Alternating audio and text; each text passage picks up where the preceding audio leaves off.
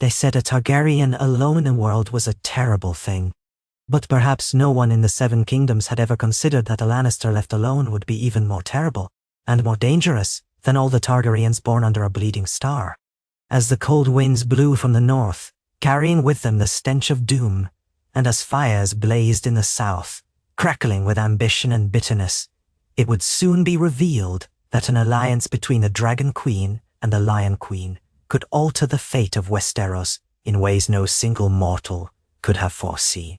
Cersei Lannister had learned a bitter lesson in the weeks following her abrupt crowning.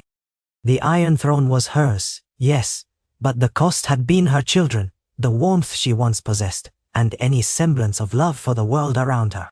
She had watched Tommen plunged to his death, Myrcella poisoned in Dorne, and Joffrey taken from her by conspirators who cared little for her grief. She had lost her father, her mother, her husband, and her uncle. Perhaps most painfully, she had lost the last vestiges of her own innocence, if she had ever possessed any at all.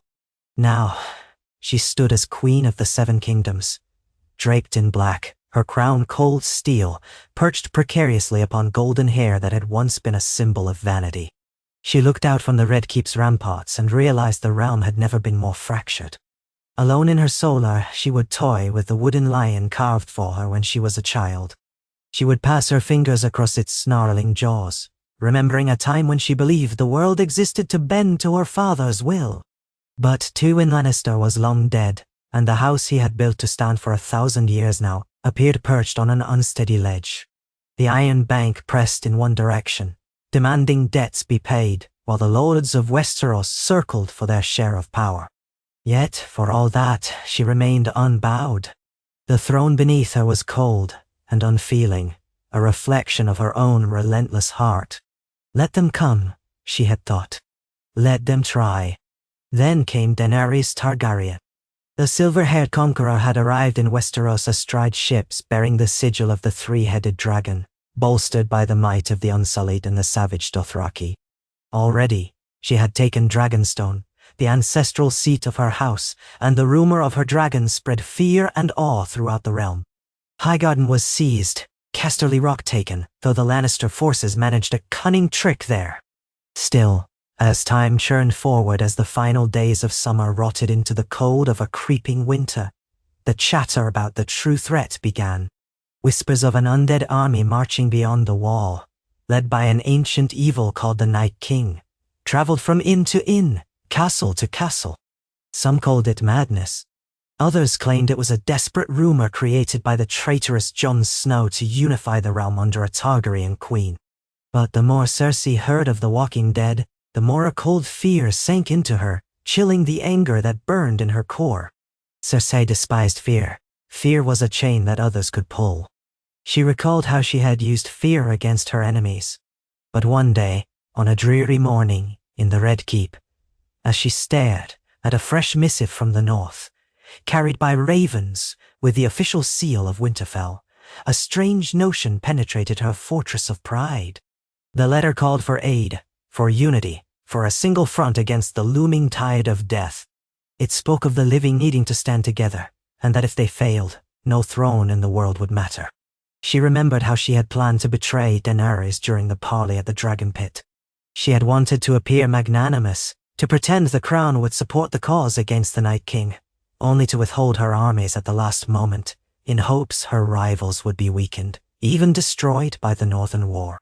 But as news came that the Night King had not only broken the wall but brought down a section of it, with the reanimated corpse of Daenerys' fallen dragon, Viserion, the creeping sense of doom became impossible to deny.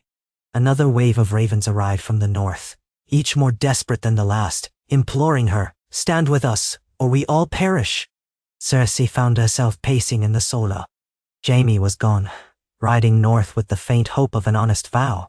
He had believed her feigned promise at first, then discovered her duplicity, and left to fight for the living with or without her. Tyrion had visited her, urging an alliance with his queen, a notion that had repulsed her for so long. And yet, the night she decided she needed him, her estranged little brother who had once been her greatest hatred, he was nowhere to be found. She was left with Qyburn's counsel, the man whose brilliance chilled her blood, and the mountain, who was now more dead than alive himself. Then, in a moment that would forever change her life, she felt a kick inside her belly. A child. Hers. Whether it was Jaime's or some extension of the cold legacy the Lannisters had built, she did not know. But she knew it was her chance to secure a future, a new chance at a child's survival, perhaps, if the entire realm did not burn or freeze in the battles to come. She pressed her hands to her stomach and realized, for the first time since Tommen's death, she wanted something beyond power. She wanted this child to live. To do that, she would need to consider a path she had sworn never to take. The lion would have to meet the dragon in earnest.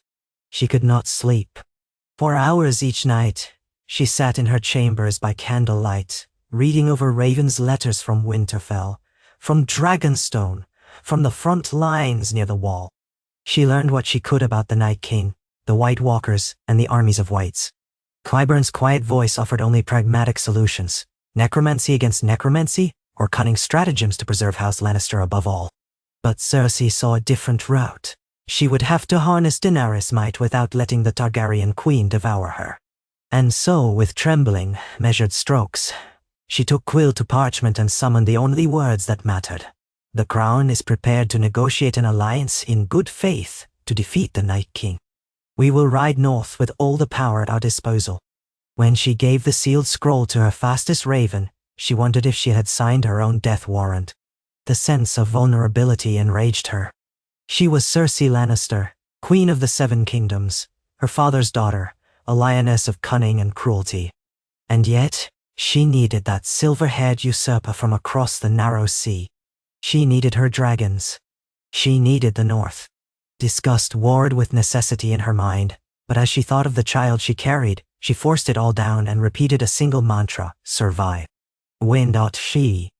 Within a fortnight, the messenger returned. The Targaryen queen accepted the parley anew. This time, in Winterfell itself, the impetus was too great to gather in the south. The undead advanced inexorably, and time was short. Daenerys Targaryen, as the letter informed Cersei, insisted upon face-to-face negotiations in the presence of Jon Snow, now recognized as the king in the north, and the lords of the north. The invitation was unspoken but clear: come under a banner of peace, but come quickly. So Cersei and her meager retinue, consisting of Qyburn, Sir Gregor Clegane, and a small retinue of Lannister soldiers, began the long journey north. She left Sir Jaime out of the letter entirely. No sense in speaking of him when she had no idea where, or even if, he still marched. Her caravans wound through the King's Road, passing villages battered by the earlier wars. Winter winds scoured the land, and each day the sun rose a little weaker, as though the season itself knew death was coming. It was an odd thing to see Lannister red and gold upon the white fields of the north. More than once, her men complained of the cold, of the hostility in the eyes of villagers who dared to peek out from hovels as the Queen's party passed. Cersei ignored them. Her breath froze in the air before her face, but her determination remained hot inside her. If the rumors were true, if the undead truly brought an end to the living, then there would be no Iron Throne to preserve. There would only be bone-white wind sweeping over a land of corpses. So she rode, gloved hands tight around the reins, and tried to smother the relentless swirl of doubts in her mind. Days turned to weeks, and eventually, the heavy gates of Winterfell loomed. The proud walls stood stiff as ever, though still bearing scars from the battles of years past. On the ramparts, northern banners fluttered, stark grey direwolf on a field of white. She spied the Targaryen sigil as well, a black and red banner snapping in the frigid wind. She glimpsed unsullied soldiers standing guard, their spears upright, their discipline cold and perfect like the stony courtyard. She caught sight of the Dothraki horse lords, their eyes brimming with savage curiosity at the sight of a Lannister queen. And finally, she saw a cluster of northern lords, bundled in thick furs, waiting in the courtyard. Cersei's party entered with all the pomp it could muster. The horns sounded half-heartedly. The watchers on the walls remembered too well the betrayals of the south, the monstrous tragedies that befell the north. Still, no arrows were loosed. The gates closed behind them, and in the courtyard, Cersei dismounted. She felt the cold seep through her boots, up her legs. But she held herself with regal bearing and advanced toward the group that awaited her. Jon Snow stood at their front, though at his side she spied a woman with auburn hair and an austere, lovely face. Sansa Stark, she realized with a pang, grown from the girl once betrothed to Joffrey into a stern figure of authority.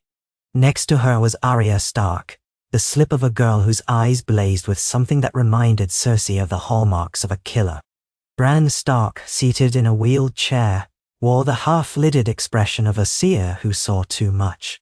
And behind them all, dressed in thick leathers and furs, stood Daenerys Targaryen, her silver hair a bright flash against the gloom of winter. Missandei hovered near her, silent, watchful. Tyrion lingered a step behind them, face grave but calm.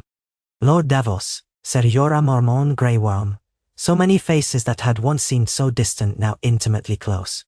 No words were exchanged at first.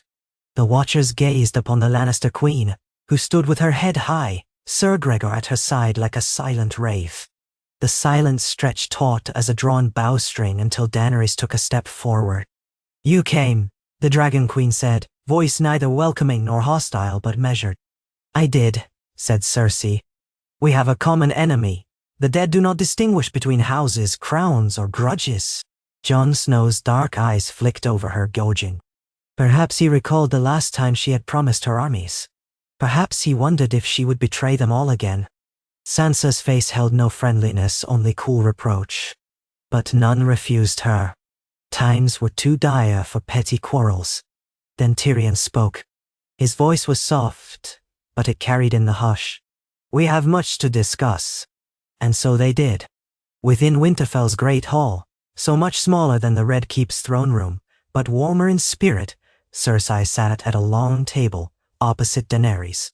The Starks flanked Daenerys, along with Tyrion and Davos, while Cersei's side was far emptier. Qyburn hovered like a crow at her elbow, and the mountain loomed behind her, silent in black armor. Furs lined the walls, and large braziers crackled with heat. Jon Snow laid out the situation. Scouts reported the army of the dead was less than a fortnight's march away.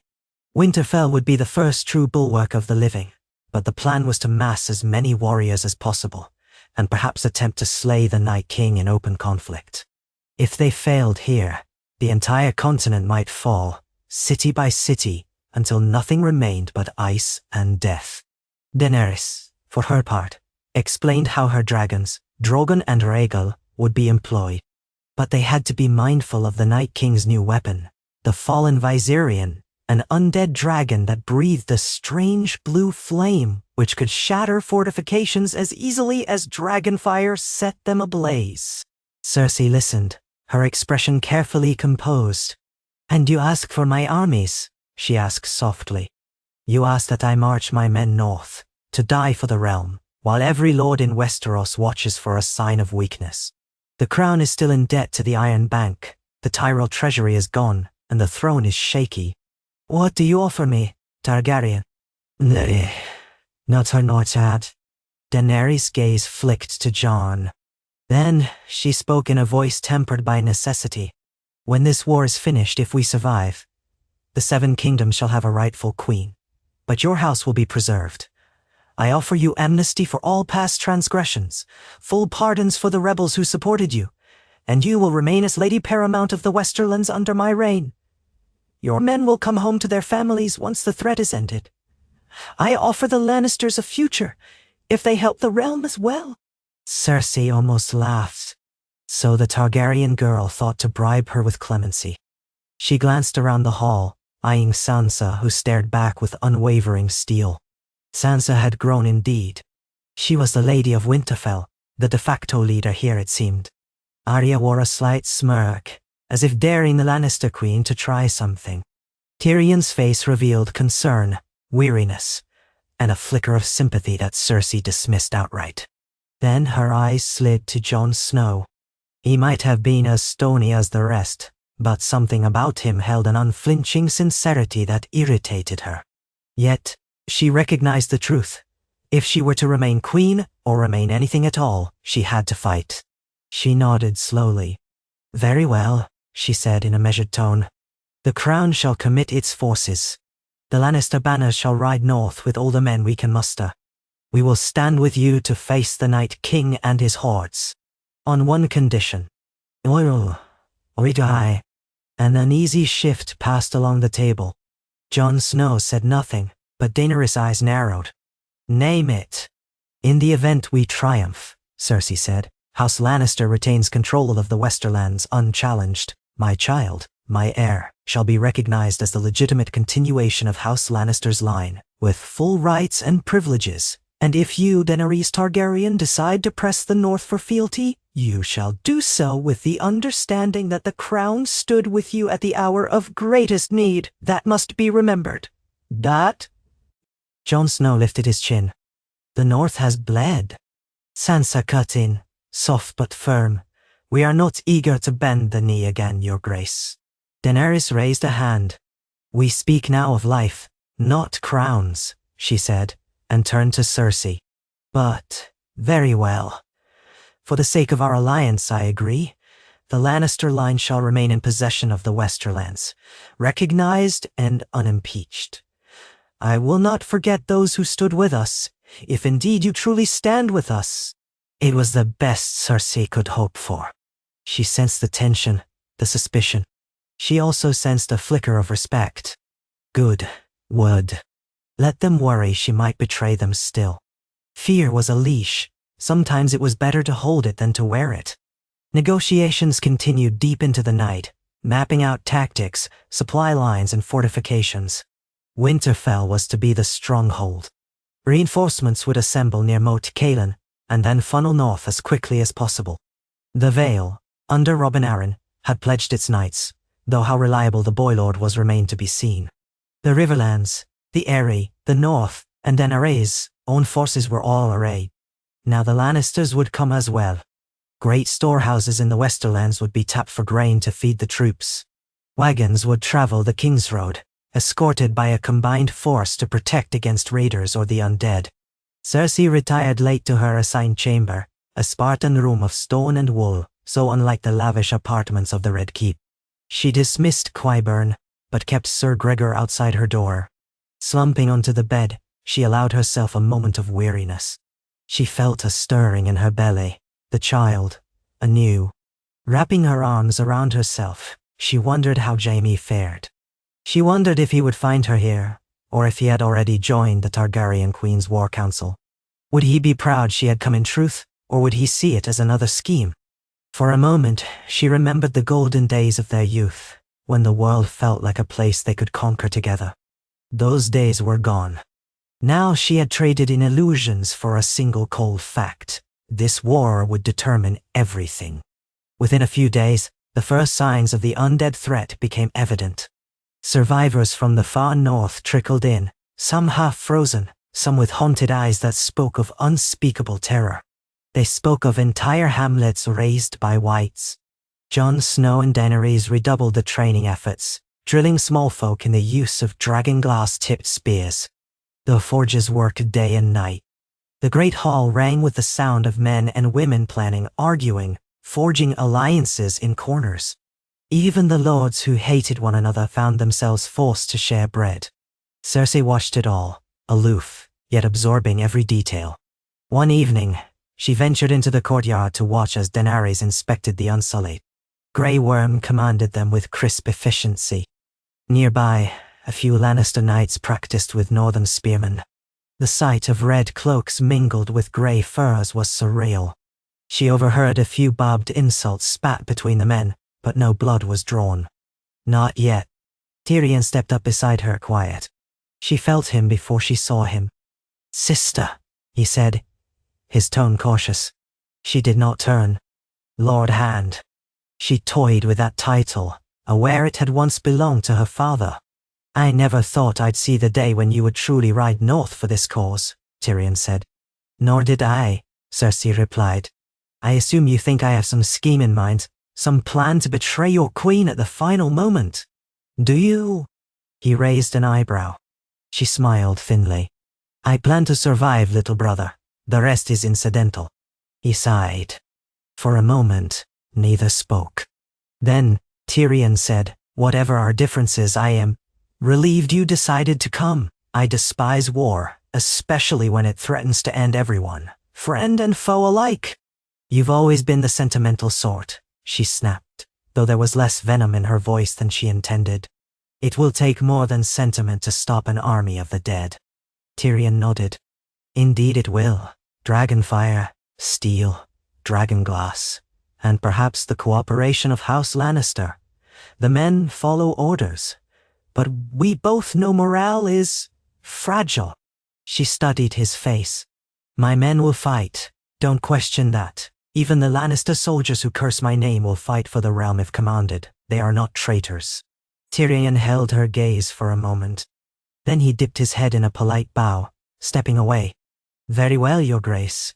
If you require anything, you need only ask." With that he departed, leaving her to the swirl of snow in the courtyard.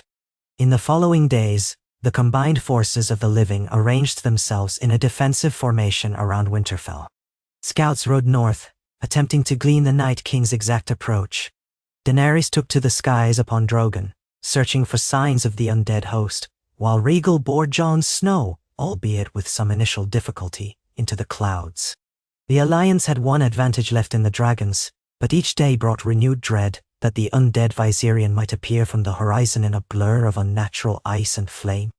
At last a rider from the Night's Watch, one of the few who remained at Castle Black until it was overrun, returned with news. The army of the dead was only a day's march away, possibly less. They came in legions, a horde that blanketed the snowfields. White walkers rode dead horses, whites of giants trudged in the rear, and somewhere amidst them, the Night King himself advanced. Panic clutched the living. Swords were sharpened in a frenzy. Children were ushered into the crypts with the old and infirm, and the entire castle braced for the siege. The black banners of the Night's Watch flew alongside the direwolf and the dragon.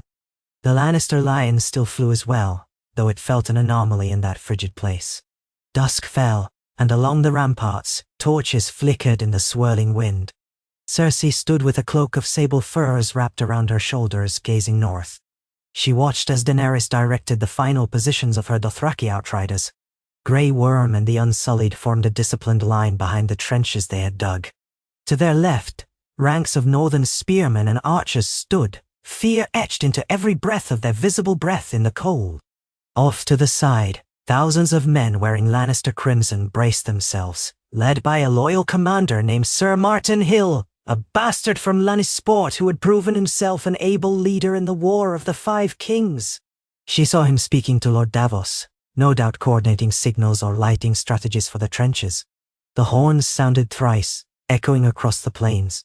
The watchers on the ramparts tensed. A hush descended, the kind of hush that comes before a cataclysm.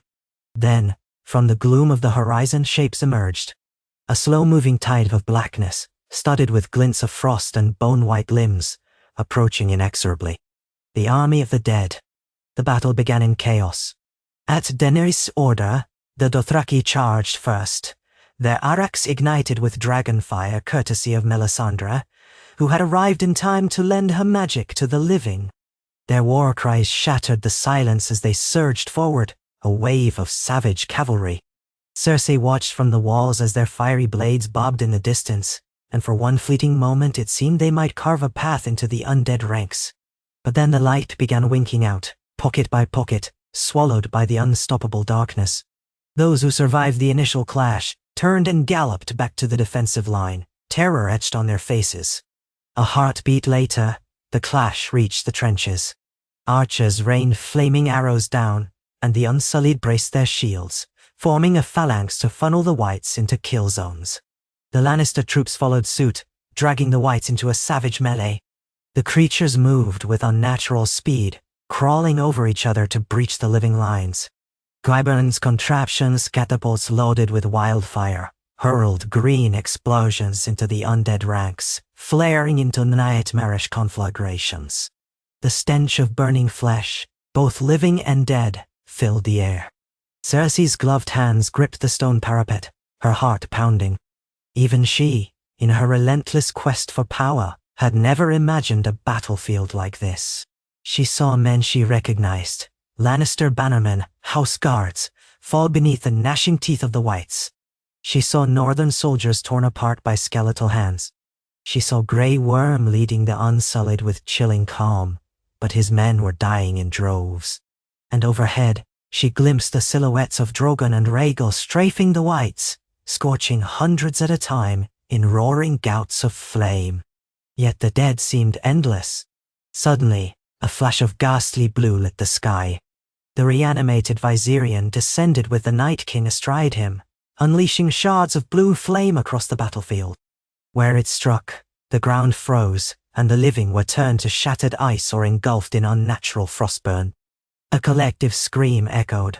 Daenerys turned Drogon to engage her lost child, while Jon Snow tried to flank on Rhaegal. A terrible mid-air dance of dragons ensued, punctuated by blasts of fire and ice. Cersei felt her breath catch. For a fleeting instant, she wondered if the Targaryen queen might fall here, consumed by her own dead dragon. Then, out of the corner of her eye, she saw movement on the walls near her. Whites had scaled the outer ramparts, using their piled corpses as ramps. They clambered onto the battlements shrieking. Lannister archers fell back, swords drawn in desperation. The whites slashed and bit, pulling men to their deaths. Cersei stumbled back, trying to stay clear, even as the Mountain waded forward with his greatsword, hewing the undead like sacks of grain.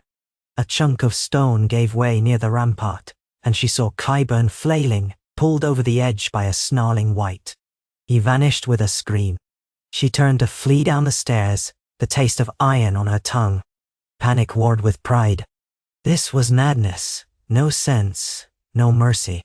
Half blind with fear, she made her way to the courtyard, where more whites were streaming in. Lannister men fought them at the gates, hacking desperately. A pair of them rushed to Cersei, trying to pull her to safety, but an undead woman leapt at them, sinking jagged teeth into one knight's neck. Blood spurted. The other knight beheaded the white with a trembling hand, but 3 more scuttled forward. Cersei turned and ran, the Mountain smashing aside anything in her path. She realized, with a sinking feeling, that the defenses were collapsing. The living were outnumbered, or so it seemed, and the whites poured over the walls. Then, from above, came a thunderous roar, Drogon, diving low. Dragonfire spewed across the courtyard, incinerating a wave of whites in a single sweeping arc. Cersei cowered against the inner keep's wall, feeling the rush of heat. She looked up to see Daenerys astride Drogon, her features set in grim determination. The Targaryen queen spared Cersei not a glance, focusing instead on unleashing more flame upon the undead that threatened to overrun the fortress. Somewhere in that chaos, Jaime Lannister appeared. Cersei caught sight of him on the battlefield outside the gates, leading a desperate cavalry charge to push back the whites trying to breach the main portcullis. He was spattered in mud, blood and sweat, his golden hand glinting in the torchlight. Fighting alongside him was Brienne of Tarth. They carved through the whites, side by side, forging a small bulwark of living steel. Cersei felt a wild mixture of relief and anger upon seeing him. He had abandoned her, but he was alive, and fighting for the realm.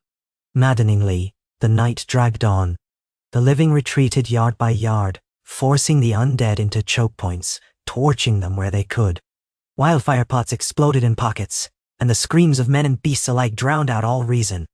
The air was a swirling tempest of ice, fire, blood, and death. Above, the dragon battle intensified. The Night King upon Viserion soared in circles with Drogon and Rhaegal, exchanging blasts of flame and frost. At one point, Rhaegal took a direct hit of blue flame in the flank and tumbled out of sight, crashing beyond the walls. Jon Snow's roar of defiance was swallowed by the howling wind. On the ground, the White Walkers entered the fray. Tall, gaunt figures in icy armor, brandishing spears or swords that could shatter steel. They moved with lethal grace, each blow severing limbs or life from whoever stood in their path. One White Walker led a throng of whites against the Lannisters. Cersei, from the vantage of a rampart, saw Sir Martin Hill face the creature with a Valyrian steel sword gifted by Tyrion for the battle. In a swift exchange, Martin managed to shatter the walker's blade and cleave the being in two, causing the whites around it to shriek and collapse into piles of bone. But more White Walkers advanced. For every victory, the living lost a dozen men. The fortress was buckling, unsullied lines broken, Dothraki scattered, northern archers firing from vantage points until whites tore them from the walls. The great hall turned into a triage center, a mass of wounded screaming for help while the living braced the doors. Sansa Stark and Arya Stark led survivors deeper into the crypts. Tyrion directed the last reserves to defend the injured. Davos shouted himself hoarse, rallying men to hold the courtyard. Samwell Tarly, wide-eyed, swung a dragonglass dagger, defending Gilly and the other civilians. Then came the moment that changed everything. The Night King descended with Viserion, unleashing a torrent of blue flame upon the ramparts, fracturing them into shards of ice and stone. Dozens of men and women died instantly. Cersei saw the unstoppable force of it, the way it carved through living flesh. She froze in horror, certain her final breath was upon her. A single thought echoed in her mind, the child in her womb. She clutched her belly, trembling. Suddenly, Drogon swooped in from behind. Daenerys commanded him with a furious cry, and the massive black dragon sank its claws into Viserion's flank. The two dragons collided in a tempest of snapping jaws and thrashing wings, rolling in the sky, smashing into a tower with an impact that shook the entire castle. Jon Snow, limping and bloodied, emerged from a side gate, trying to reach them. The Night King was thrown clear of Viserion's saddle, landing with a crash in the courtyard, ice and snow exploding around him. Whites converged, forming a protective ring.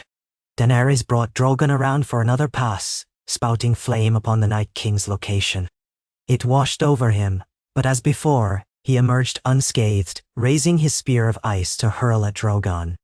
Daenerys pulled her mount away just in time, the spear embedding in a watchtower with a thunderous crack. Jon Snow staggered forward, long claw in hand. He faced the ring of whites, hacking them apart with savage determination. A White Walker barred his path, but Jon, blessed with Valyrian steel, shattered the Walker's blade and cut it down. The Night King regarded Jon with an almost contemptuous tilt of the head, then advanced. Around them the battle raged, but it was as though the courtyard became a stage for a singular duel. Jon lunged, thrusting at the Night King's breastplate. The ancient being parried with his ice spear. Sparks flew. The Night King moved with inhuman speed, disarming Jon in a flurry of blows that sent Longclaw skittering across the frozen ground. Jon collapsed to one knee, half-stunned. A savage exultation flickered in the Night King's icy gaze. He raised the spear to impale Jon. But a streak of crimson and gold blurred into the courtyard, Jaime Lannister, still astride a warhorse. He spurred the horse forward, brandishing a dragonglass lance he'd taken from a fallen Unsullied. With a desperate roar, he thrust a lance at the Night King. The creature pivoted impossibly fast, but the lance struck home in its side, fracturing bone like ice. A shrill hiss escaped the Night King's lips. Yet he did not fall. With cold, eerie calm, the Night King slammed his hand against Jaime's horse, unleashing a frost that spread through the beast in seconds. It collapsed, shrieking, throwing Jaime forward. Jaime landed heavily, golden hand scraping against the ground. The Night King turned to finish him, lifting the ice spear once more. In that crucial heartbeat, Jon Snow retrieved Longclaw, rolling to his feet, and slashed at the Night King's exposed back. Valyrian steel bit into the inhuman flesh. A crackling, otherworldly scream tore through the night air. The Night King spun, retaliating. His spear sliced Jon across the abdomen, drawing a spurt of blood, but Jon's blow had been true. The Night King staggered, fractures of azure light spiderwebbing across his armor, up his throat, into his frozen crown. Jaime, battered and breathless, seized his own chance. He lunged with his golden hand, ramming it into the Night King's chest to keep him off balance. The Night King tried to raise a hand to summon more undead. He never got the chance. Daenerys swooped in again with Drogon, a roar of dragonfire enveloping the courtyard. Jon leaped back, pulling Jaime with him. This time, with the Valyrian steel wound fracturing his defenses, the Night King could not withstand the blaze. He exploded in a shower of ice and blue shards. In that single defining instant, every White Walker, every White, Every abomination that the Night King had raised collapsed. The battlefield that had been crawling with undead went eerily still. The shrieking, the howling, the clamor of swords all gave way to a sudden, echoing hush. Thousands of bodies fell limp, once men of the living, reanimated in death, now free from the Night King's thrall. The monstrous giant wights crashed into the ground with thunderous impacts. The great hall, the courtyard, the ramparts, all of it became a cemetery of corpses. A collective hush descended upon Winterfell. It lasted several heartbeats, until the living realized they had won. Then a ragged cheer broke out, as men and women wept, sobbed, fell to their knees in gratitude. Daenerys lowered Drogon into the courtyard, her silver hair caked with soot, face streaked with tears. Jon sank to the ground, clutching his bleeding abdomen, as Davos and several others rushed to tend him. Jaime lay panting, looking up at the swirling sky. Cersei emerged from the shadows, stepping carefully over piles of ice and corpses, her gaze incredulous. Sir Gregor trailed her, battered but still moving. They had done it. Against all odds they had vanquished the Night King. In the days that followed, the realm struggled to comprehend the cost. The battlefield in and around Winterfell was a slaughterhouse. Thousands upon thousands of the living had perished. The snows were stained red-brown, the stench of death pervading every corner. Pits were dug to burn the bodies of the dead, those who had once been whites, as well as the fallen soldiers of all houses. The living worked together, side by side, to gather remains and offer them final rites, if only to ensure no lingering necromancy could claim them again. Daenerys lost Rhaegal to his wounds. The green dragon had died of the frostburn inflicted by Viserion. She wept openly when she found him, and many in the north shared her grief. Drogon had survived, though battered, a living testament to the fire that had saved the world of men. Jon Snow recuperated in the Great Hall, tended by Maester Walcon. The gash in his abdomen would scar, but he would survive. Sansa and Arya visited him often, quietly thanking him. Bran Stark said little, only confirming that the threat of the Night King was truly ended. The child of prophecy, or the chosen heroes, none of that mattered anymore. They had simply done what needed to be done. Cersei lingered as well. She had intended to depart Winterfell as soon as the threat was ended, but the devastation around her gave her pause. The Northerners offered her no warm welcome, but neither did they drive her out. She saw how the Targaryen queen worked tirelessly to coordinate relief, how the Northern lords respected Daenerys now. She saw how the survivors of the Lannister forces integrated themselves in the communal tasks of burying the dead, forging new weapons for an uncertain future, and restocking supplies from what little could be scavenged. Perhaps, for the first time in her life, Cersei recognized a unity that transcended petty conflicts. A day came when Daenerys and Cersei finally faced each other in the castle's solar. Tyrion was present, as was Varys, newly arrived after the victory. Grey Worm stood guard outside. Daenerys looked weary, her eyes rimmed with red, though her posture was poised. Cersei carried herself with regal arrogance, though a faint tremor in her hands betrayed her lingering shock. "We have won," Daenerys said quietly. "And with that victory, the living must shape what comes next. I told you I would remember those who stood with me in my hour of need." Cersei's voice was guarded. "And what do you remember, Your Grace?" A small, tired smile touched Daenerys' lips. "I remember you came. You kept your word this time, even though once you broke it. You saved lives. Your men fought bravely alongside mine. Many died for this cause. I will not forget." "Oh." Tyrion stepped forward. "What my queen means is that we intend to honor the terms of our alliance. House Lannister shall retain the Westerlands, unchallenged, as we agreed." Cersei straightened, letting out a breath she hadn't realized she was holding. "Good, then we have no quarrel." Varys, who had been quiet, interjected. "Forgive me, Your Grace, but the realm will need more than no quarrel.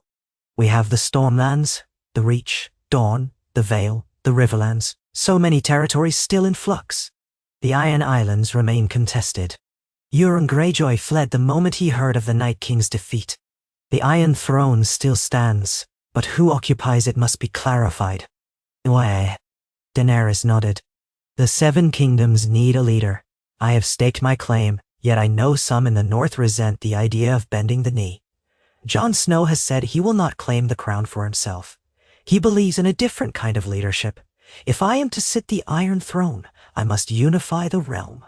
That includes reconciling with House Lannister, forging a lasting peace, so we do not tear ourselves apart after barely serving the end of the world. Cersei's mouth felt dry. In another life, she would have spat defiance. She would have tried to manipulate the realm so she could cling to the throne. But the sight of Winterfell's devastation was still fresh in her mind.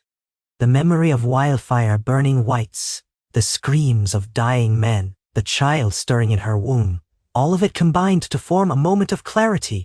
If she insisted on more war, it might lead to the complete ruin of House Lannister. She met Daenerys' gaze. You speak of forging a peace. My father taught me that peace is the false promise of the weak. Yet I have seen how you led men and women against certain death.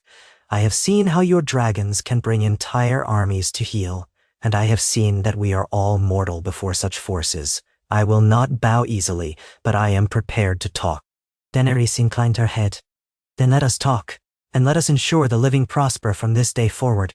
So they did. Through carefully negotiated treaties, brokered by Tyrion, guided by Varys' knowledge of the realm, and tempered by the practicality of Sansa Stark, the realm began to recover. Jon Snow insisted that the North remain a semi-autonomous region, sworn to defend itself but allied with Daenerys. Cersei was granted official recognition as Lady Paramount of the Westerlands.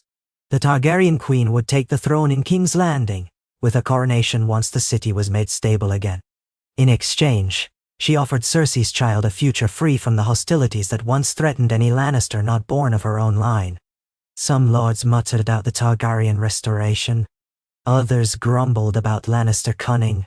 But the devastation from the war against the dead weighed heavily on the realm, and few had the appetite to continue old feuds. Over time, wounds slowly began to heal. The winter snows lingered, but the knowledge that the Night King was gone seemed to bring a hint of warmth to the hearts of the living. For her part, Cersei traveled back to King's Landing with a token force, escorted by Bronn, who had survived, and a few loyal knights. Jaime rode at her side. Their conversations were halting at first, the weight of betrayal and heartbreak hanging between them.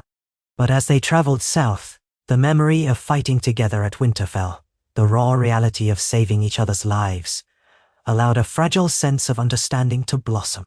He questioned her about the child. She admitted it was his. A faint flicker of hope colored his features, though they both knew the realm remained uncertain. At the same time, Daenerys and her entourage headed south as well, with the intention of rebuilding the capital. Tyrion, now the recognized hand of the Queen, oversaw the complicated process of re-establishing a stable government.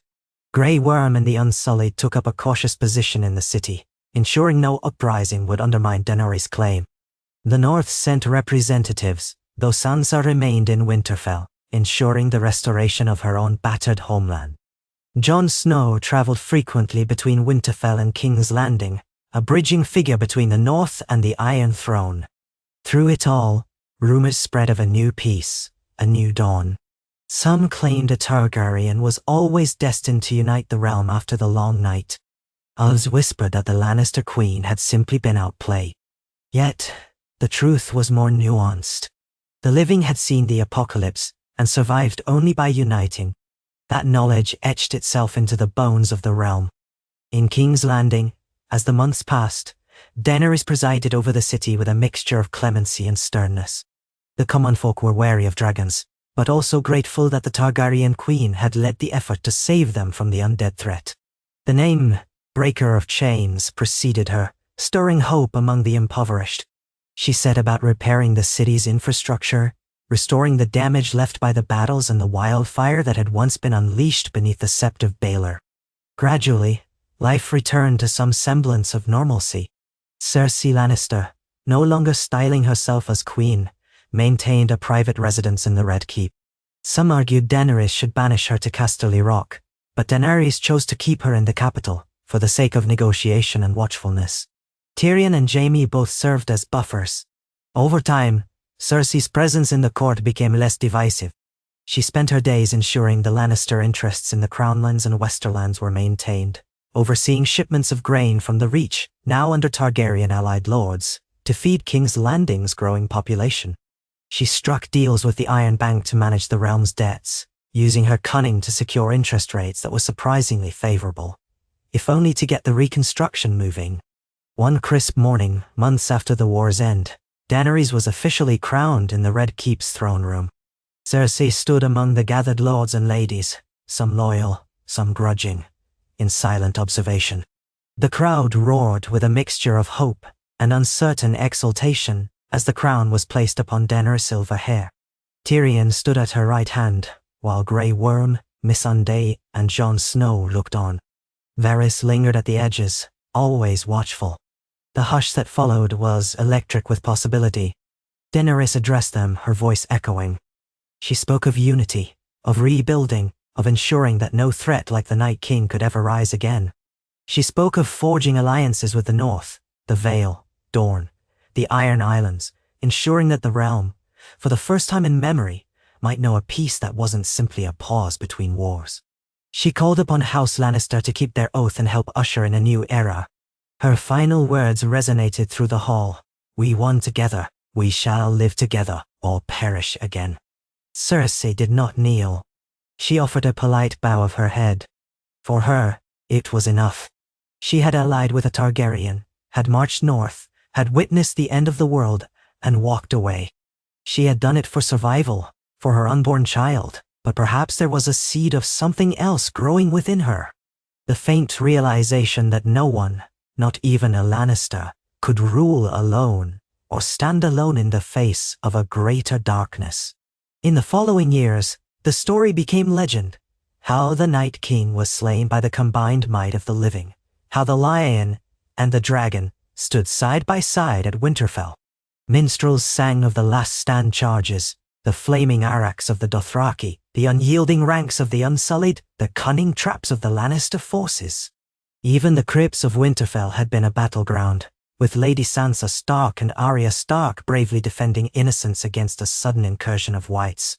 Myths grew around Jon Snow and his Valyrian steel sword, around Jaime Lannister driving a dragonglass lance into the Night King's side.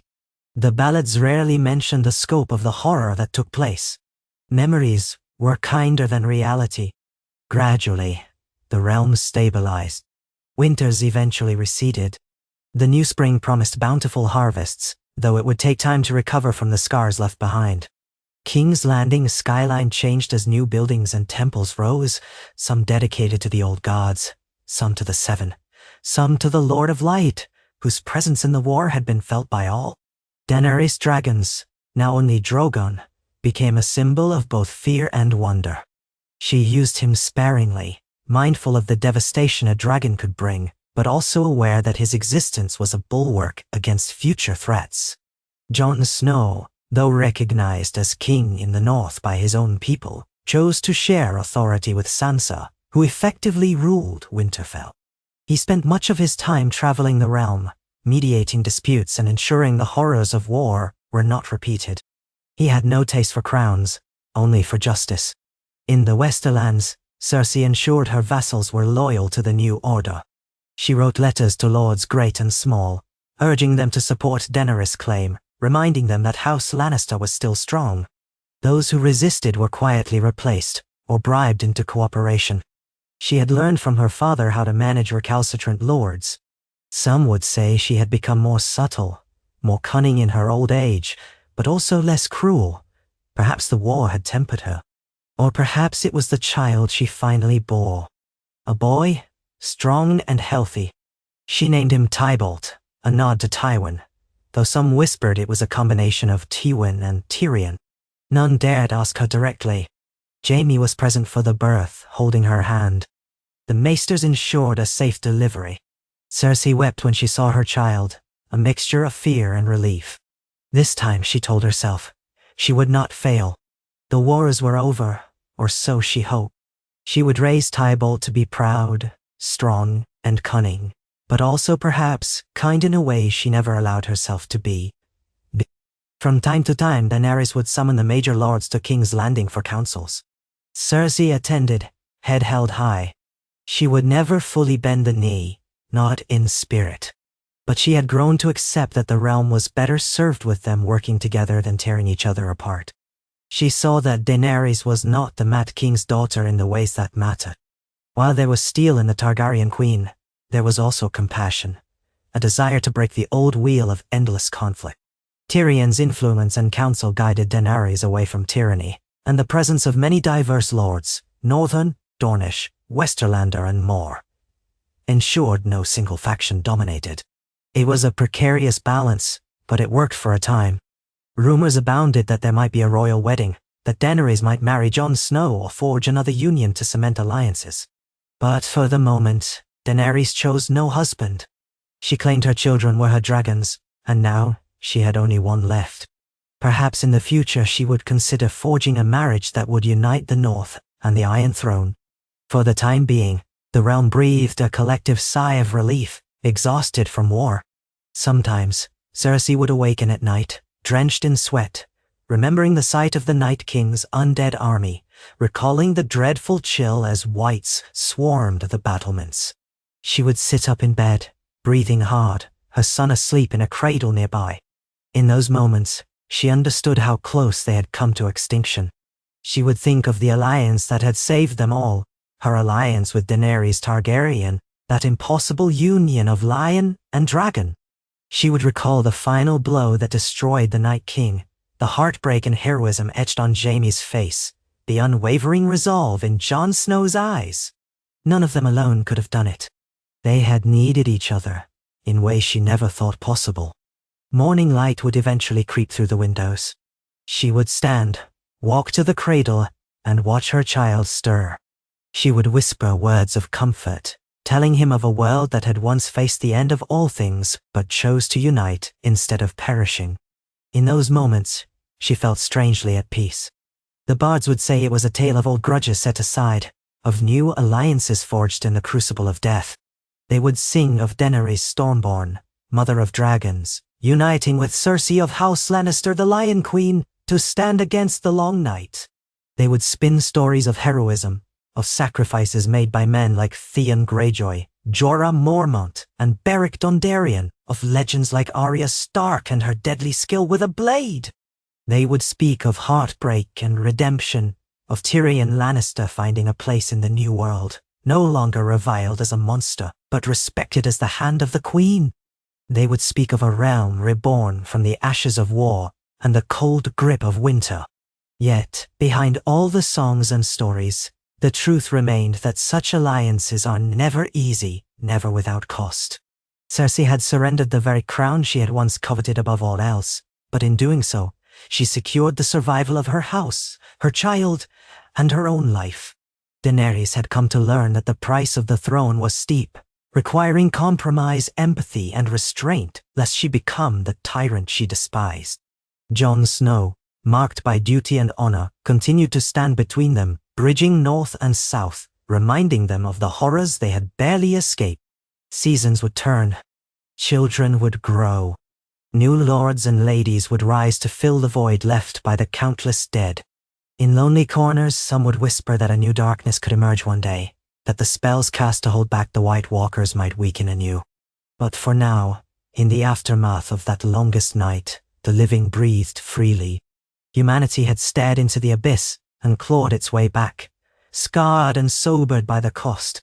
And in that new dawn, one could sometimes find the unlikely sight of a Lannister lion and a Targaryen dragon sharing counsel in the chambers of the Red Keep, forging the policies that would shape a realm hungry for stability. Or one might glimpse Jaime Lannister practicing swordsmanship with Brienne in the courtyard, each blow a testament to battles past and the new era forming before them. One might see Tyrion and Varys quietly strolling the gardens, exchanging barbed witticisms about the future of Westeros. And occasionally one might see Cersei standing upon a balcony, arms wrapped around her infant son, gazing toward the horizon where the snows had finally begun to melt, lost in thought about everything that had transpired and everything still to come. Thus was born the legacy of their alliance, born of necessity, sustained by weary hope. Some would question how long it might last, but few could deny the momentous significance of that fleeting unity. Because in a world where the dead once threatened to outnumber the living, survival itself became the greatest treasure. One secured by the union of two queens who had once been mortal enemies, Cersei of House Lannister and Daenerys of House Targaryen. How the rest of their story would unfold was anyone's guess, for even the wisest among them knew that peace in Westeros was as delicate as a babe in a cradle. Still, for a blessed span of years, the land was free from the terror of the undead, and the songs of the living outnumbered the wails of the grave. And that was enough for a time. Cersei seldom ventured beyond the Red Keep's upper balconies in the weeks after Daenerys' coronation, yet the view from those high perches gave her ample reason to reflect on the metamorphosis of King's Landing. Where once fires and smoke had choked the skies, a testament to the chaos she herself had stirred with wildfire, to the riots of starving smallfolk, to the constant presence of warships in Blackwater Bay, now the city exhaled in cautious relief. Soot-stained buildings were steadily cleaned or rebuilt. A swirl of masons and carpenters traveled the thoroughfares each day, carrying slabs of stone or fresh-cut lumber. Everywhere, it seemed, the tension had ebbed enough that people dared to hope. Hope was a double-edged thing in Cersei's mind, easier to crush than to sustain. But she was no longer the queen, and it was no longer her city to break or to preserve. The Dragon Queen presided over the realm, forging alliances where there was once only enmity and suspicion. At times, Cersei found herself studying the horizon as if expecting the silhouette of an approaching army, another doom that would demand she bare her claws. But the days of mustering forces against the dead had passed. The battered realm had seen the worst and survived. Soon, the city's gates were open again to trade caravans from as far as Lannisport and Old Town. Fleets of fishing boats returned to the calmer waters beyond the bay. The hungry were fed from the surplus shipments of grain that House Tyrell's successors in the Reach donated in an attempt to strengthen ties with House Targaryen. None forgot the blood spilled in the wars of Cersei's making, but the new queen's presence atop the Iron Throne seemed to quell the immediate thirst for vengeance. People were tired. They wanted to move on. Still, the corridors of the Red Keep at night remained uneasy. Guards bearing Targaryen or Stark sigils patrolled, joined by Unsullied, whose quiet footsteps echoed ominously. Lannister banners had not disappeared. They hung in certain halls, near the chambers that Daenerys had granted to the former queen of the Seven Kingdoms. A small retinue of Lannister soldiers stayed loyal to Cersei's cause, not to overthrow the new order, but to protect their lady and her newborn son. She had named him Tybalt. For some, the name conjured echoes of Tywin and everything House Lannister once stood for. Cersei dressed him in the softest cloth she could procure, bundling him close to her when she walked the gardens. She would look upon him, parted from the hustle of the court, and find herself murmuring promises she could hardly articulate. Once, her children had lived in a gilded cage of illusions. This child would dwell in a realm that had glimpsed annihilation and learned, at least for a while. In those early days of peace, Jaime came often to see Tybalt. He would step into Cersei's private chambers, letting the gold of his hand rest on the table, and watch the boy sleeping in a cradle. At first, there were few words between them, only the quiet presence of two people who had shared so much history, so many betrayals and reconciliations, that all else seemed superfluous. Yet as weeks passed, they began to speak more freely. She asked after the city's defenses, how the Gold Cloaks were reorganizing themselves under a new command loyal to the Targaryen queen. He spoke of sparring with Brienne in the yard, how the tall woman had taken on the role of forging a new generation of knights, men who had faced the dead and would never forget it. Cersei occasionally felt jealousy flare inside her at the mention of Brienne's name, recalling the complex bond that had formed between Jaime and the woman knight. But the boy in the cradle tethered her anger. Better to keep her mind on her child's future than dwell on the tangles of the past. She was not the only lion in King's Landing. Tyrion was ubiquitous in the halls of power. As Hand of the Queen, he met daily with Daenerys and the small council, working to mend the cracks in the realm's finances, to appease the Iron Bank, to oversee distribution of coin for reconstruction. The Master of Coin, some minor noble from the Reach, looked terrified each time Tyrion entered the council chamber. Perhaps the man expected the imp of Casterly Rock to devour him with wit alone. But Cersei knew Tyrion's cunning was not aimed at humiliating lesser men now. He aimed it at forging a new era in which Daenerys' reign might endure. Some nights, he came to see Cersei as well. They rarely spoke of the tragedies that had once made them mortal enemies. Tyrion would stand at her threshold, ask after Tybalt with a ghost of a smile, and she would answer with stiff politeness. Then he would depart, as if to say, "We share blood and that is enough, for now." The city's mood, for a time, was one of guarded optimism. Northmen who traveled to King's Landing found it easier to trade. Dornish envoys arrived, bringing casks of their finest wine to woo the new queen's favor. The Stormlands were in flux, but Gendry Baratheon, having been legitimized by royal decree in the aftermath of the Great War, had begun to rebuild Storm's End. A single official alliance had formed between the Targaryen crown and House Baratheon's new scion, ensuring no strife festered in that old seat of power. The Vale remained loyal to House Stark by extension, with Sansa Stark as Lady of Winterfell. Meanwhile, the Riverlands saw Edmure Tully reinstalled in Riverrun, albeit under watchful eyes. A fragile web of allegiances was taking shape, knitted together by the memory of the Night King's terror. But beneath any monarchy, discontent always brewed. The city's whispers carried rumors of disloyalty. Some merchants complained the crown demanded too much in taxes to fund the repairs to the city and the new fleet of ships Daenerys intended to build. Others grumbled that House Lannister retained too much power, that the queen should strip them of lands as punishment for past treasons. In back alleys and corners of the court, certain lords insisted the queen's ties to foreign armies were unnatural. The Unsullied in the streets, the Dothraki on the outskirts of the Crownlands, though many had returned to Essos or perished at Winterfell. Varys, the master of whisperers once more, quietly kept an ear to the ground, noting which lords grumbled and which merely sighed at the changes. And all the while, the Iron Islands remained a potential concern.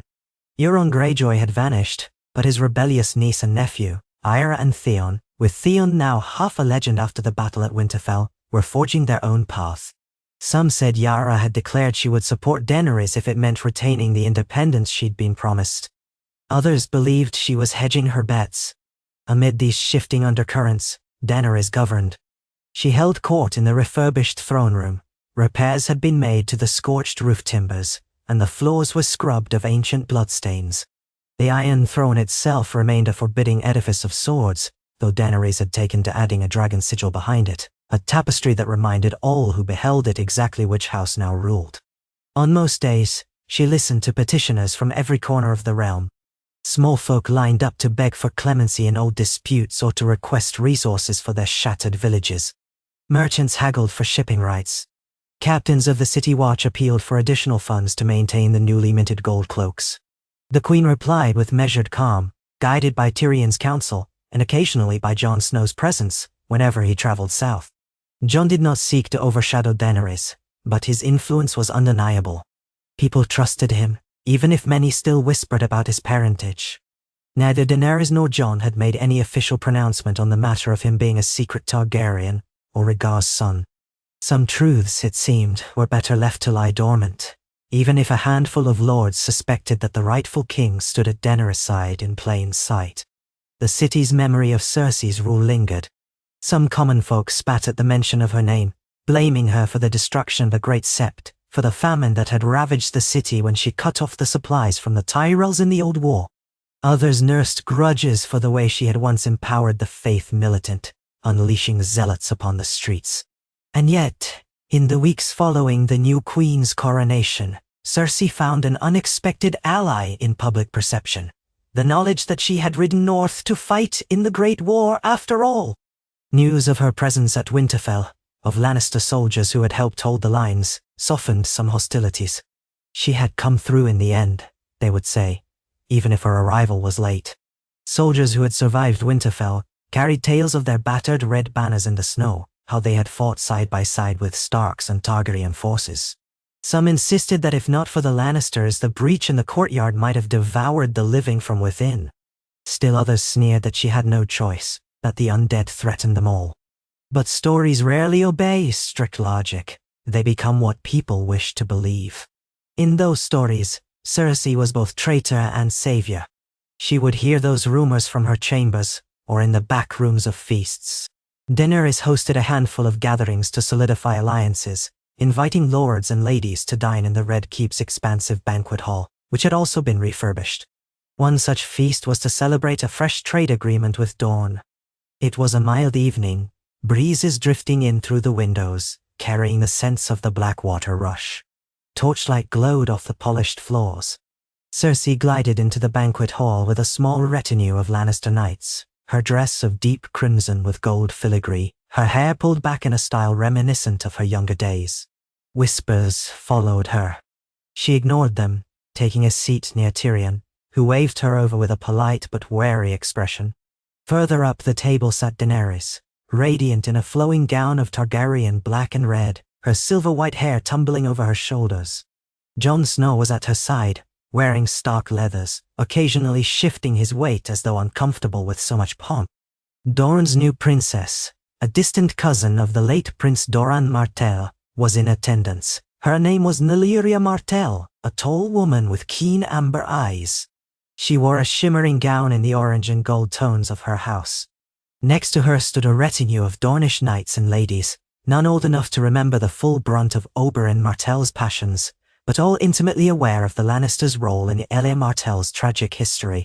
Cersei could feel their guarded stares. Tyrion leaned over and whispered that bridging the rift with Dorne was essential, that this feast was a show of unity. Cersei offered a thin smile. She had once told Oberyn that knowledge was power, and now she realized that in a world so drastically changed, there were new forms of power, new alliances to navigate. Daenerys at the head of the table rose and lifted a goblet. The hall quieted.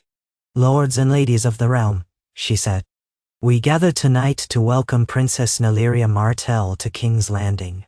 May the ties of friendship between our houses strengthen the peace we've all fought for." There were polite murmurs. Tyrion lifted his cup to drink. Jon Snow nodded solemnly. Princess Nylyria took a sip of her own wine, and from somewhere down the table a bard began to pluck at a lute, weaving soft music around the edges of conversation. Servants brought out platters of roasted duck, spiced Dornish peppers, and sweet pastries dusted with sugar. Wine flowed in earnest, tongues loosened, and soon the hall was full of measured conversation. At one point, Nylyria Martell turned to fix Cersei with an intent stare. She lifted her goblet in a faint salute. "Your men fought at Winterfell," the Dornish princess said. "I've heard the rumors. They said you saved half the realm in the final hour, that House Lannister marched bravely beside the dragons." Cersei returned the salute with her own glass. "We all saved the realm," she said. "The dead threatened us all." A murmur passed through the Dornish retinue. They seemed uncertain how to respond, still grappling with the presence of a Lannister who was no longer queen but still wielded influence. Nylyria glanced at Tyrion, then back to Cersei. "I, for one, do not doubt your commitment to the living. Though Dorne once had cause to hate you, we have all lost too much to continue old wars." Now gore. Cersei studied the Dornish princess. She recalled the death of Myrcella in Dorne, the poison that took her only daughter. That bitterness might never fade, but war with Dorne had only brought further misery. She exhaled, offering a tight smile. "Old wars are best left buried alongside those we lost," she said. "If the Martells seek a new future, House Lannister will not hinder it." Nylyria nodded in silent acknowledgement. Nearby, Tyrion let out a slow breath, as though relieved that at least one conversation had not descended into insults. Through the rest of the feast, Cersei remained mostly quiet, sipping from her goblet, observing the swirl of courtiers around Daenerys. In the corner, Varys was engaged in low-voiced talk with a tall man from the Vale. Bronn drifted by, wearing better clothes than usual, bantering with some soldiers. Jaime spoke to Ser Davos about new trade routes that might benefit both the Westerlands and the North. The realm was forging new bonds. And Cersei, once the center of everything, sat at the margins of this new tapestry, uncertain whether she should be relieved or furious. She retired early that night, weaving through the corridors with Ser Gregor, her monstrous swan shield still trailing in her wake. Though the creature had been instrumental in keeping her alive, the lingering stench of death around him remained. His presence unsettled most of the new courtiers, and even some of her own knights. In the hush of her private chambers, she checked on Tybalt, asleep in a cradle. She touched the baby's soft golden hair, thinking how, in a few years, he would be toddling through these halls, ignorant of all that had transpired. That ignorance felt like a precious gift. Perhaps the only gift she could truly give him. Time advanced in slow steps. The Red Keep bustled with plans. Daenerys wanted to sail for the Iron Islands to affirm Yara's loyalty and to address the scattered remains of Euron's old fleet, which still harassed merchant vessels. Jon Snow planned an overland route north, hoping to visit Winterfell and check on Sansa's progress. Tyrion intended to stay in King's Landing, ensuring the city's reconstruction was on schedule. Jaime, after some deliberation, decided to accompany Jon, partly to see the state of the North for himself, and partly, Cersei suspected, to avoid suffocating in the city's political intrigues. Brienne, newly appointed commander of the City Watch, remained in the capital to reorganize the Gold Cloaks. Each day brought fresh maneuvers and new dispatches. And through it all, Cersei watched from her vantage point, ignoring the occasional sour stares that suggested she was an unwanted relic of the old regime. Once, as she strolled the courtyard under a pale winter sun, she happened upon Daenerys. The queen was conferring with some of her Dothraki bloodriders who spoke the common tongue haltingly. Cersei stepped aside to let them pass, and Daenerys caught her eye. The men bowed respectfully, and the Targaryen queen drifted closer, her expression calm but unreadable. "I hear your child grows strong," Daenerys said. "He is the future of House Lannister." Cersei inclined her head. "He is. Perhaps one day he will remember these days of peace as the start of a better era." Daenerys studied her face, as if trying to pass Cersei's sincerity. "Peace seldom lasts in Westeros, but we can try to make it endure as long as possible." Cersei's lips curved in a half-smile. "That's a lofty ambition, Your Grace." The queen's gaze flicked to the courtyard, where Unsullied drilled with short spears and shields, practicing their formations under Grey Worm's impassive leadership. "We survived the long night," Daenerys said. "It would be a poor testament to that victory if we let ourselves be consumed by petty wars. I have no wish to burn the realm into submission, no matter what some might say." Her voice held a quiet earnestness. "I'd rather build it into something better."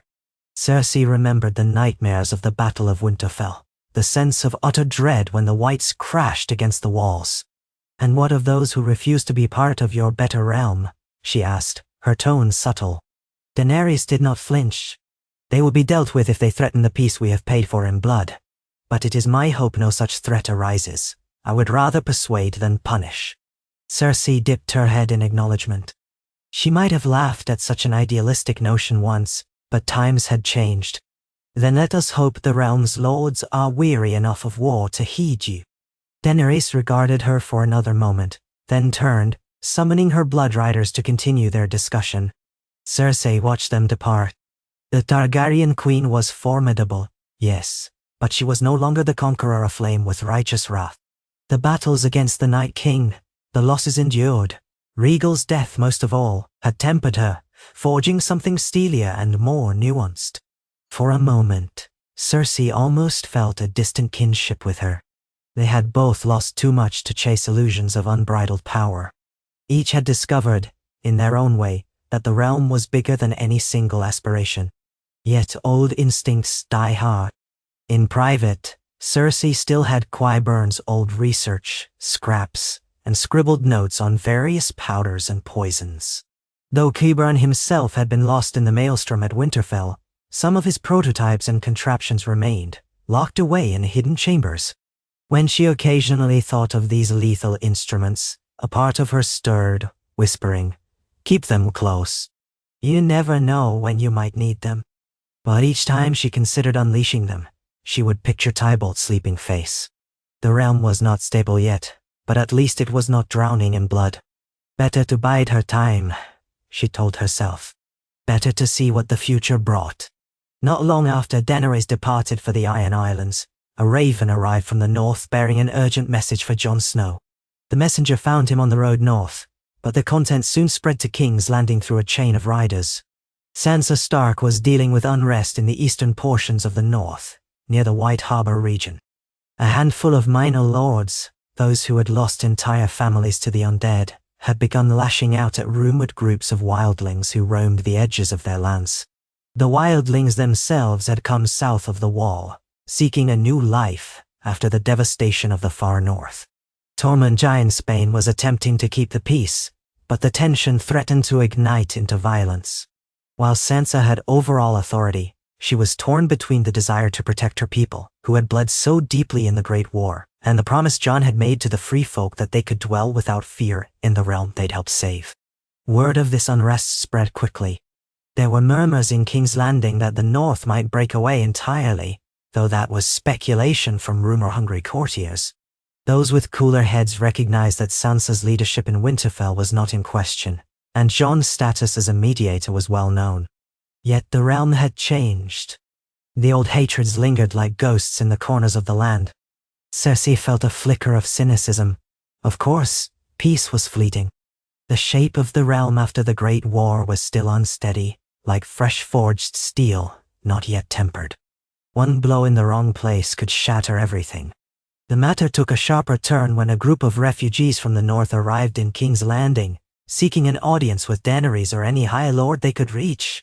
Among them were several wildlings who claimed they had been harassed, nearly killed by men sworn to a minor house near White Harbor. They recounted how their huts were burned, livestock slain, children threatened. The city hummed with alarm at the notion that northern houses were terrorizing free folk.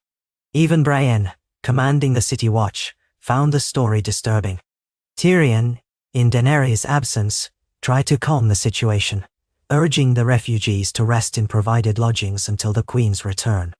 He wrote a flurry of ravens to Winterfell and to Jon Snow, encouraging them to resolve this dispute swiftly before rumor ignited the capital's imagination. But rumor had already taken hold. Whispers spread that the North had turned savage, that Sansa was losing her grip, or that the wildlings themselves were at fault. Neither side could claim pure innocence. Many free folk were rough, proud, accustomed to living by their own code, while northern houses had lost relatives and might harbor prejudice.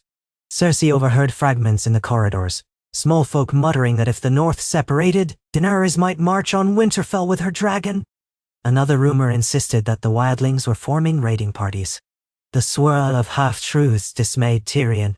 It did not surprise Cersei at all. She had lived in this crucible of rumor and fear her entire life. As the tension thickened, an unexpected visitor arrived in the capital, Lady Branda Manderly, sent by her father, Lord Wyman Manderly of White Harbor, to speak on behalf of the houses involved. She was a tall woman with a broad face, wearing thick northern furs despite the mild southern weather. She carried herself with the dignity typical of the Manderly line. Cersei spotted her crossing the courtyard one afternoon, greeted by Tyrion and escorted to the council chamber. Lady Branda's arrival prompted the leading figures in the city, Tyrion, Varys, and even Cersei, at Tyrion's polite invitation, to gather for a discussion. Brienne attended as well, stationed near the door.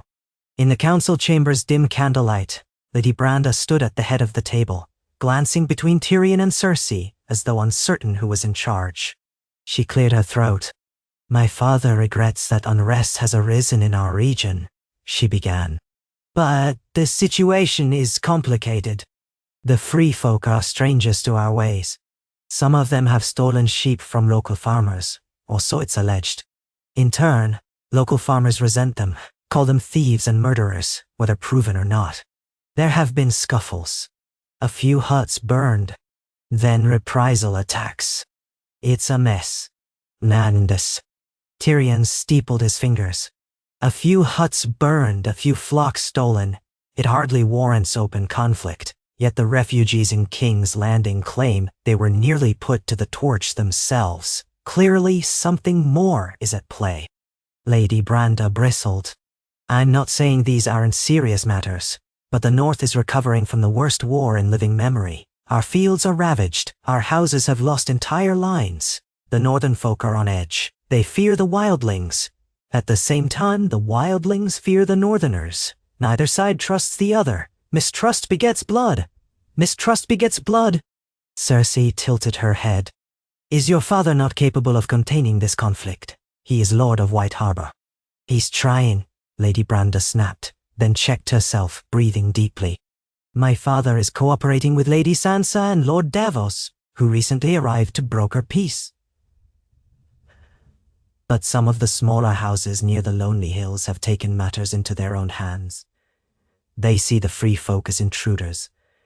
They band together into armed patrols. We have tried to dissuade them. It's not easy to unteach generations of hatred in a year. Tyrion exchanged a glance with Varys, whose expression was pensive.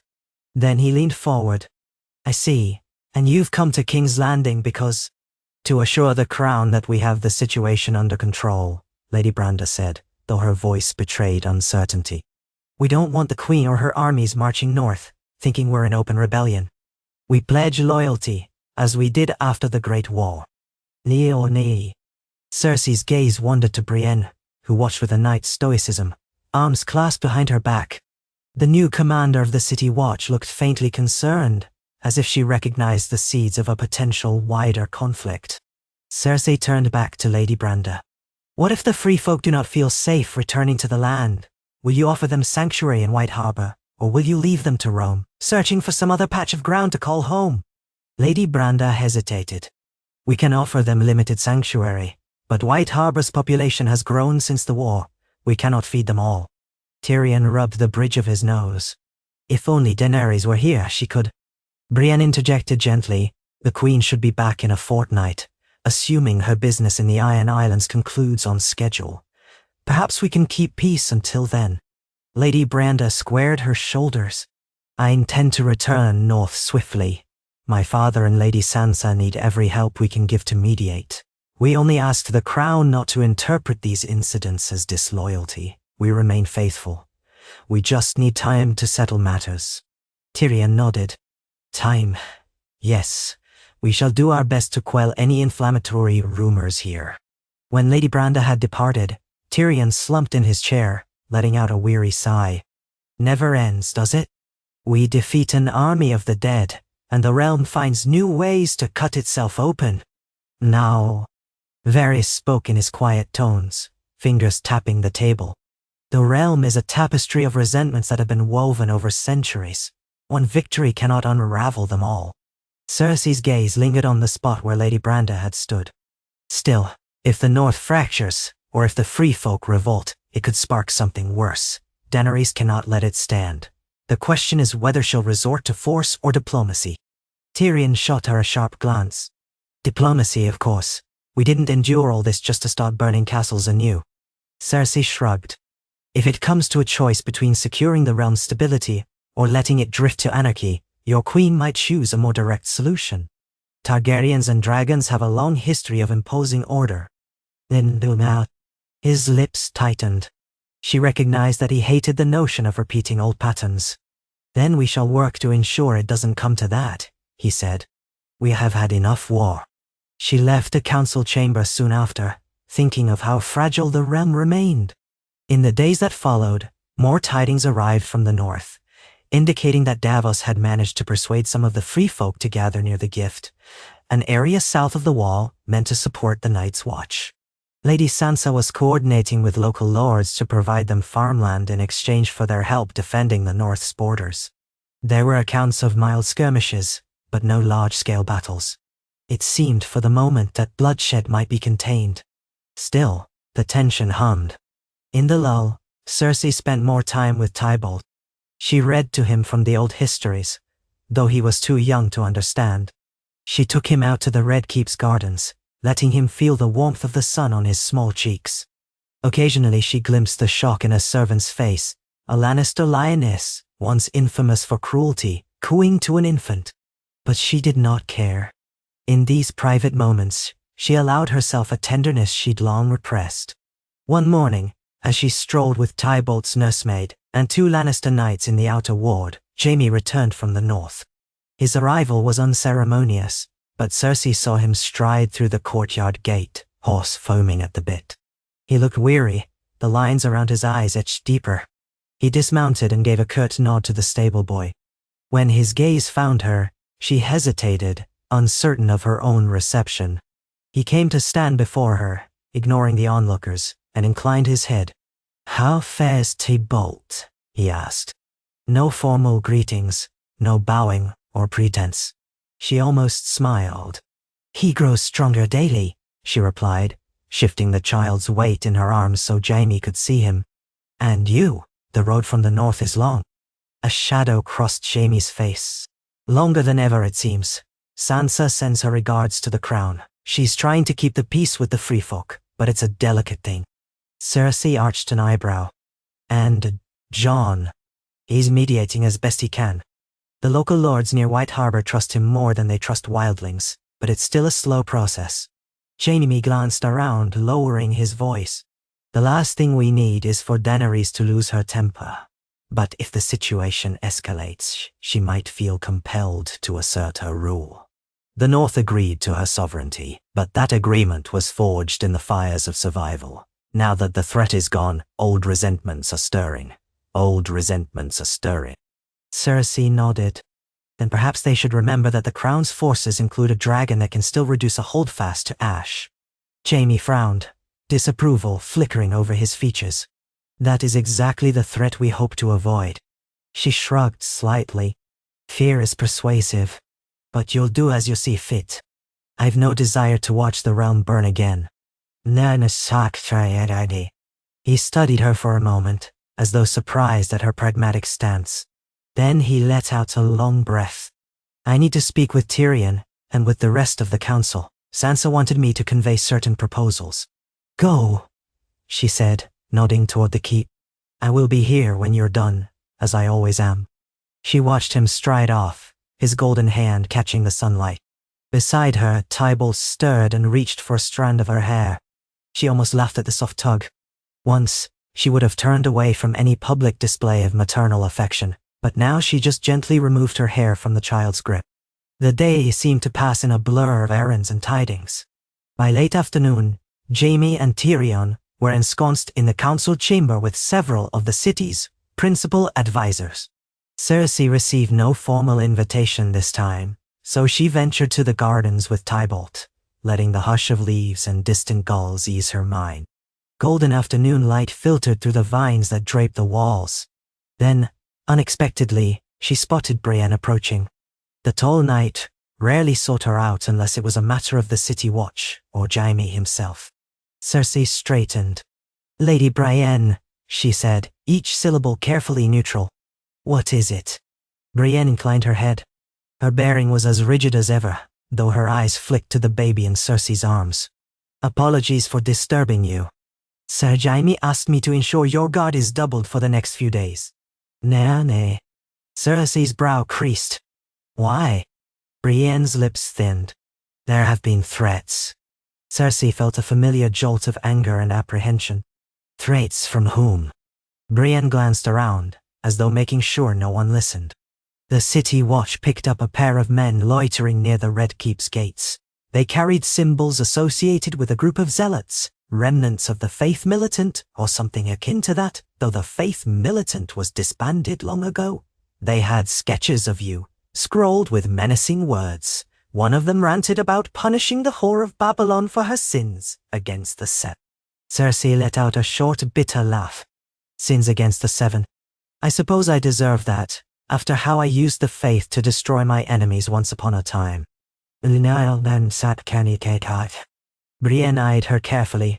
"Deserve is not the word I would use, my lady, but the threat is real. Sir Jaime suggests you remain cautious. We believe it's a small group, but zealots can be dangerous. They blame you for the destruction of the Sept, for the war, for everything. They might see harming you as some twisted act of retribution." Cersei tightened her hold on Tybalt.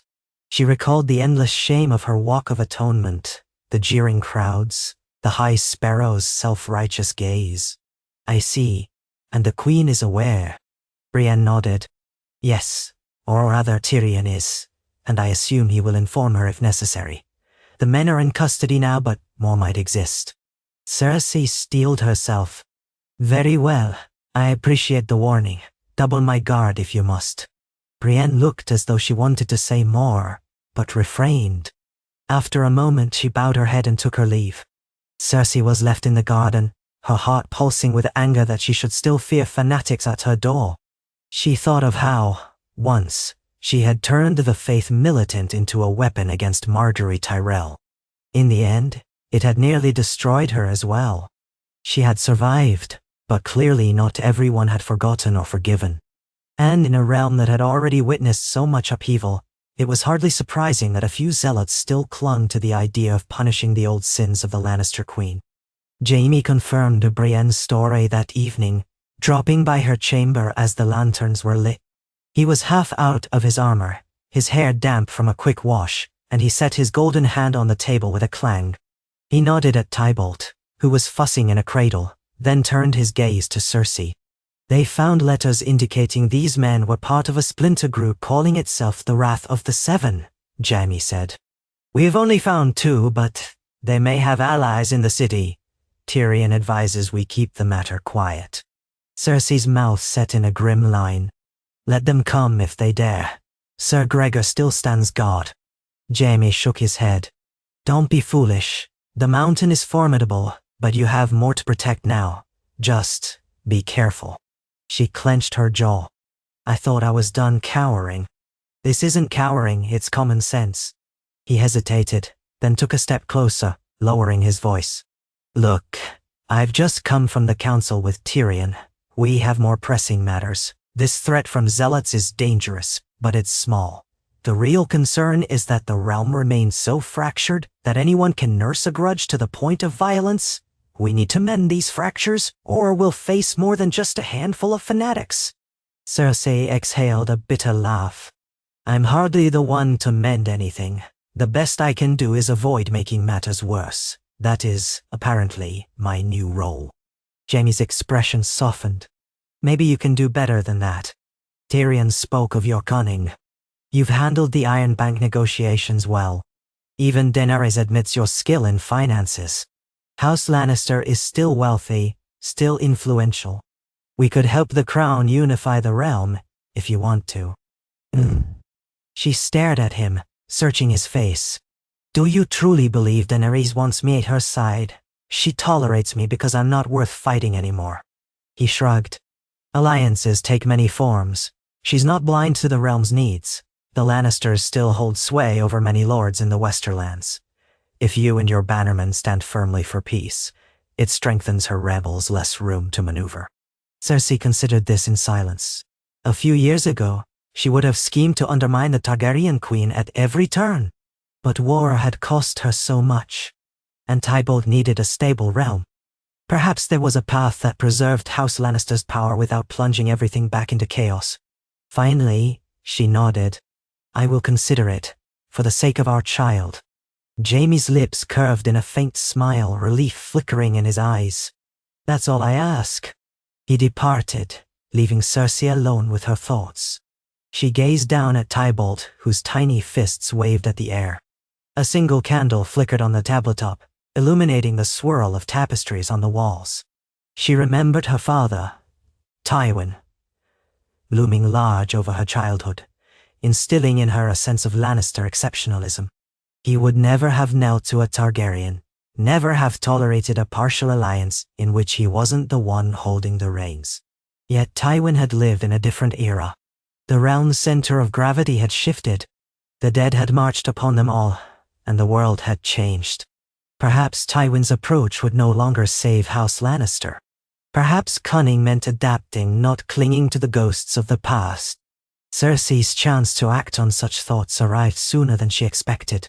Within a week, Daenerys returned from the Iron Islands, accompanied by Yara Greyjoy. The Queen's presence in the city sent a ripple of excitement through the populace. The great black dragon, Drogon, soared overhead once more, a living symbol of Targaryen might. Though some cowered at the sight, many had come to see Drogon as the bulwark against future threats. The day after her return, Daenerys summoned the principal figures of the court to the throne room. Yara Greyjoy appeared as well, wearing her iron-studded leathers, short hair and a practical cut, her expression hard-edged but respectful toward Daenerys. Jon Snow had not accompanied them. He was still in the north, striving to resolve the Free Folk dispute. Tyrion and Varys flanked the Queen's throne, while Grey Worm stood at attention. Cersei took her place near the outskirts of the hall, noting that Jaime, Brienne, and a scattering of Westerosi nobles were present. Daenerys wasted no time. After greeting those assembled, she spoke in a clear voice about her journey to the Iron Islands. She acknowledged Yara's loyalty and the steps they had taken to rid the seas of Euron's lingering raiders. Then she pivoted to the matter of the north. She had received Sansa's ravens about the conflict near White Harbor, as well as the pleas of the wildling refugees. Her gaze swept the throne room. I do not wish to see blood spilled in the north, least of all between those who fought side by side at Winterfell, Daenerys said. Lord Snow has assured me he can contain this, but we must show our unity. A realm divided into petty fights will not endure. We have just begun to rebuild. A murmur of agreement rumbled through the hall. Then Yara Greyjoy spoke in a clipped tone, arms folded. If the North tears itself apart, it's their loss. The Ironborn have no great love for that cold land. But if the conflict spreads, it could disrupt trade and hamper the realm's stability. I gave my word to support the Queen, and so the Iron Islands stand ready to enforce her edicts, provided, of course, we remain free to govern ourselves as we see fit. Nah. Daenerys nodded. Your autonomy stands, Yara, as we agreed. But I hope we do not need the Iron Fleet to sail into White Harbor in a show of force. She looked at Tyrion. You have more details on the exact nature of these disputes? Tyrion cleared his throat. Yes, Your Grace. It appears to be an issue of territory. The free folk require land to farm, to settle. The local northern houses resent what they see as an intrusion. Though Lady Sansa and Jon Snow both try to quell it, hostilities linger. Davos Seaworth is also there, mediating. They're making progress, but the tension remains high. A few more missteps could spark open fighting. Nehani. Daenerys' expression turned thoughtful. Perhaps we need to send an envoy, someone to represent the crown's interests, to reassure the North that we support Sansa's leadership, but also to ensure the free folk are treated fairly, and to remind them that House Targaryen stands behind the arrangement. A hush fell. Daenerys let her gaze travel the assembled figures. Grey Worm stared impassively forward. Yara looked bored by the notion of diplomacy. Varys was unreadable. Jaime looked at the floor, as if reluctant to volunteer for more journeys. Brienne was busy with her duties in the city. Tyrion sighed softly. It was Cersei who stepped forward, surprising even herself as she spoke. Your Grace, if I may. All eyes turned to her. A wave of tension bristled in the throne room. Some lords whispered that the Lannister Queen was overstepping her bounds. But Daenerys merely inclined her head. Yes, Lady Cersei. Cersei let out a slow breath. House Lannister commands resources. We have farmland, coin, and supplies. We could aid the North if they see the gesture as sincere. I propose that we arrange shipments of grain to the free folk settlements, enough to help them through the next planting season. Additionally, if certain northern houses remain obstinate, we remind them that all the realm contributed to the Great War. This is but a fraction of what the Westerlands can do in repayment for their sacrifices. Tyrion blinked in surprise. Jaime shifted. Daenerys studied Cersei's face. That is generous. Cersei nodded. Practical more than generous. The free folk might otherwise starve or be forced to steal, creating endless conflict. If House Lannister helps feed them until they can become self-sufficient, it buys peace, or at least a better chance for peace. In the hush that followed, Varys' voice emerged softly. A wise suggestion. It might go a long way toward reducing tension. Daenerys slowly leaned back on the Iron Throne's cold metal. And you would coordinate this yourself? I could, Cersei answered. But it would be wise to send an official envoy, someone who can negotiate terms with Sansa and the local lords, to ensure no shipments are stolen or misused. Perhaps Sir Jaime, if he's willing, or another trusted representative. But the coin and resources would come from the Lannisters. A demonstration of good faith. No, all right. More murmurs swept the hall. Jaime cleared his throat, glancing at Daenerys.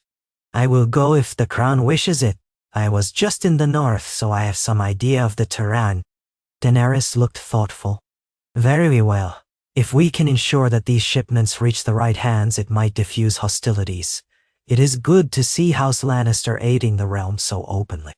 Cersei inclined her head. It benefits us all. She felt a strange calm wash over her. Here she was, freely offering the wealth of the Westerlands to bolster the Queen's peace. It was a far cry from the days she hoarded the grain to starve out Daenerys supporters. But times had changed. She had changed, in some small, battered way. After the council concluded, many courtiers trickled out, discussing the plan. Some praised Cersei's magnanimity, others sneered that it was a ploy to curry favor. Tyrion approached her as she stepped away from the dais. His mismatched eyes glinted with complicated emotion. "I confess, I did not expect that." Cersei glanced at him. "What? For me to suggest giving away our precious gold and grain?" He shrugged. "You've never been one for charity." She bristled slightly, then steadied herself. "This is not charity. It's preserving House Lannister by ensuring the realm does not collapse into another war." Tyrion tilted his head, the faintest smile curling his lip. "And perhaps ensuring the free folk do not starve is an added benefit." She said nothing, merely stepped past him. He might suspect she had softer motives, but she had no desire to confirm or deny. In her heart, she knew that if the realm fell back into chaos, Tybalt's future would be bleak. She would do what was necessary to secure his inheritance. If that meant forging alliances she once would have spat upon, so be it. Jaime left for the north again soon after, this time accompanied by a caravan of Lannister provisions. Tyrion arranged for a small escort of crown officials and a handful of soldiers to monitor distribution.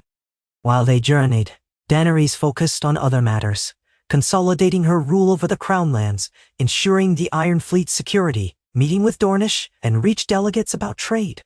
The tensions in the city remained, but the daily routine continued.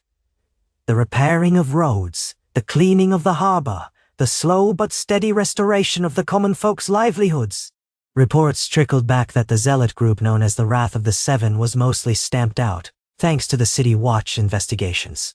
Now and then, a rumor of some new extremist sect popped up, but Brienne's diligent policing kept them contained. Cersei, for her part, found a curious rhythm in these days. She corresponded with the Westerland lords, making sure the shipments traveled north smoothly. She spent time with Tybalt in the gardens or reading at the small library. Now and then, she saw Daenerys pass in the corridors, the queen nodding politely before continuing on her way. Tyrion occasionally dined with Cersei, always with a careful sense of distance, discussing finances and shipments. Gradually, the memory of endless war receded to a dull ache in everyone's minds. Word arrived weeks later that Jaime's efforts in the north were yielding fruit. The caravans of grain and supplies had placated many wildlings, giving them the means to survive until they established their own fields. With the immediate threat of starvation lifted, tensions eased. Sansa and Jon hammered out a formal arrangement with Tormund and the Free Folk leaders, designating several parcels of land near the gift. In exchange, the wildlings vowed not to raid or infringe on northern holdings, and local lords pledged to stop harassing them. A fragile peace settled over that corner of Westeros. Davos wrote that winter storms were diminishing, and spring began to peek through the snowdrifts. The north, once locked in constant chill, was starting to thaw. It was a metaphor, some said, for the realm itself. When Jaime finally returned to King's Landing with his retinue, spring rains had begun to soften the city's dusty roads. He came bearing letters of gratitude from Lady Sansa and the wildling elders, praising the Lannisters' contribution. He also brought stories of how the farmlands were readied for sowing. Cersei listened with measured satisfaction. She caught Daenerys' expression when Jaime handed her the reports. The queen looked relieved, though she tried to contain it. Clearly, the last thing Daenerys wanted was another war. The sense of cooperation between Lannister and Targaryen might have been unimaginable a few years prior, but here it was, forging a realm that slowly knit itself back together. Amid these quiet successes, life in the capital carried on. One crisp morning, a messenger arrived with word that Gendry Baratheon was making significant strides repairing Storm's End, intending to host a grand feast soon to commemorate the fortress revival. Daenerys expressed interest in attending, as did many other lords who saw a chance to celebrate after such dark times. Tyrion began preparations for a royal progress, a traveling court that would journey from King's Landing to Storm's End, possibly visiting smaller towns en route to show the Queen's favor. The idea sparked excitement in the city. People murmured of festivals and celebrations. Yet not everyone felt so merry. Cersei watched from the sidelines, uncertain if she would be invited along, or if she even wished to go. Tybalt was still quite young, and the road might be dangerous. But part of her suspected that a public showing of unity could further secure House Lannister's standing. While she pondered this, a quiet summons arrived. Daenerys wished to see her in the Queen's private solar. Cersei made her way to that room, guided by a silent, unsullied guard. She stepped through the oak door into a space warmed by a brazier. Daenerys stood by the window, wearing a simple gown of black linen, her hair half-braided. A map of the Crownlands was spread across a nearby table, pinned at the corners. Varys lingered in the shadows, while Tyrion looked up from the map as Cersei entered. The Queen gestured for Cersei to shut the door. "I've asked you here, Lady Cersei," Daenerys said, "because I value the peace we've forged, and we must ensure it continues." She indicated the map. "We plan a royal progress to Storm's End and beyond, to show the realm that the monarchy is not remote or indifferent to their plight. Tyrion suggested that your presence, and that of House Lannister, could be a strong symbol, proof that old enmities are laid to rest." Cersei inclined her head, her expression neutral. "A grand progress indeed. Will the city not be left vulnerable in the Queen's absence?" Tyrion chuckled softly. Grey Worm and the Unsullied, along with the city watch under Brienne, can manage King's Landing for the duration, and the Dragonstone garrison remains close if needed. The realm is calmer now. Daenerys stepped forward. "I would like you to join us, Lady Cersei, not as a subject dragged along in chains, but as a partner in rebuilding the realm. You and Tybalt both, if you feel comfortable traveling with the child." For a moment, Cersei felt her heart thump. The memory of parading through the streets in shame threatened to surface, along with 1,000 resentments. Then she recalled how far they'd come from that moment, how the realm had united to destroy the Night King. Her gaze flicked to Tyrion, who nodded, encouraging her. Varys remained inscrutable. She let out a slow breath. "It would be an honor, Your Grace," she said carefully. "House Lannister stands with the crown, and we will be seen doing so." A faint smile touched Daenerys' lips. "Good. Prepare yourself then. We depart within the fortnight, once the final logistics are arranged. Gendry Baratheon awaits." In the days leading up to the progress, the city bustled with preparations. Banners were sewn, wagons outfitted, food stores packed. Courtiers, knights and servants scurried about in anticipation of traveling with the Queen's caravan. A sense of excitement and nerves pervaded the air, reminiscent of old tournaments, except now it was a peacetime endeavor, free of the looming dread of an enemy at the gates. Cersei oversaw the arrangements for her own small retinue. A group of Lannister guards to protect her and Tybalt, a modest train of wagons carrying clothing, bedding, and a few comforts. She asked Jaime if he intended to ride with them, but he had been called to accompany Daenerys' main guard, overseeing the route's security. Still, he reassured Cersei that they would camp in the same grounds each night, though they might ride separately during the day. Eventually, the grand procession set forth from King's Landing on a clear morning. The city's gates swung open, and a parade of horses, wagons, and foot soldiers emerged, led by Daenerys on a silver mare. Drogon soared overhead for a short while, then peeled off to roam the skies in lazy arcs. His presence alone served as a deterrent to would-be bandits. Tyrion rode in a comfortable carriage for part of the journey, though he often popped out to greet any notable local gentry along the route. Varys opted for a covered litter, citing his dislike of long rides in open air. Cersei traveled in a well-sprung carriage with Tybalt and his nursemaid. Occasionally, she stepped out to ride a horse alongside Jaime, but mostly she chose to remain near her son. The roads south to Storm's End were in fair condition, though not pristine. Rains had caused some washouts, and certain hamlets were still rebuilding from the devastation of the wars. Yet as the procession wound through farmland, small folk emerged from their huts to watch. Some waved timidly, perhaps overawed by the sight of so many knights and banners. Others gazed in quiet wonder at the Targaryen queen, her silver hair glinting in the sunlight.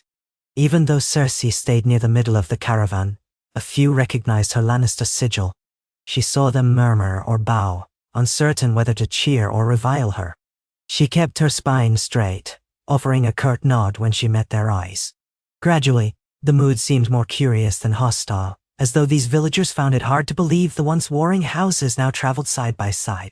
By midday of the second day, they reached a small market town at a crossroads, where Daenerys chose to stop for rest. Tents were erected outside the town walls, and local officials hurried to welcome the queen. Tyrion orchestrated a brief ceremony in which the mayor of the town presented a token hamper of local produce to Daenerys. Music and laughter rippled through the camp that evening. Sentries were posted, but the threat of bandits or rebels felt remote. The queen herself dined under a pavilion with her inner circle. Cersei was invited, though she almost declined until Jaime quietly insisted. She left Tybalt in the care of his nursemaid and joined the gathering. Lanterns cast a warm glow over the long table beneath the pavilion. Daenerys sat at the head, with Tyrion and Varys on one side, Yara Greyjoy on the other. Jaime found a seat near Brienne, who had joined the progress for a portion of the journey. Cersei slid into a spot across from them, ignoring some of the side glances from minor lords. Servants brought roasted fowl, barley bread, and flagons of ale. Conversation flowed easily, though tension occasionally sparked between Yara's bluntness and the more refined courtiers. Daenerys listened more than she spoke, letting Tyrion handle many of the pleasantries. Partway through the meal, talk shifted to the realm's future. One lord from the Reach, half tipsy, declared that with peace established, Westeros should consider forging closer ties with Essos to enhance trade. Another lord from the Crownlands disagreed, insisting that they had enough to rebuild at home. Yara interjected that any trade expansion would have to pass through the Iron Islands or the Stepstones, which might complicate taxes. Tyrion juggled opinions with diplomatic skill. Brienne, for her part, said little, content to watch and occasionally exchange quiet words with Jaime. Cersei sipped her wine, letting the conversation swirl around her. Then she noticed Daenerys' gaze on her. The queen said softly, "You look ill at ease, Lady Cersei. Does all this talk of trade and rebuilding not interest you?" Cersei forced a thin smile. "I am merely listening. It's a fine change from the days when talk of armies and strategies of war dominated every feast." A flicker of understanding passed over Daenerys' features. She raised her goblet. "To peace, then, even if it is a fragile thing." Several around the table echoed the toast, though a few muttered cynically under their breath.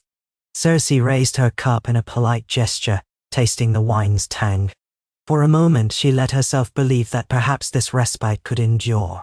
Life without the looming shadow of doom felt oddly weightless, as if at any moment she might discover it was all a dream. At dawn they broke camp and continued on the road. Each day, the terrain grew more rugged, winding through hills and patches of forest. Storm's End loomed ahead, perched near the storm-lashed coast. Gendry Baratheon had apparently spent a considerable fortune repairing the thick walls and battered towers. In the afternoon of the fifth day, the party began the final approach to the fortress, traversing a winding coastal road that gave them sweeping views of the sea. Dark clouds brewed on the horizon, hinting that the castle's name would not disappoint. By the time they reached Storm's End's massive gates, rain had begun spitting from the sky, and the wind whipped at cloaks and banners.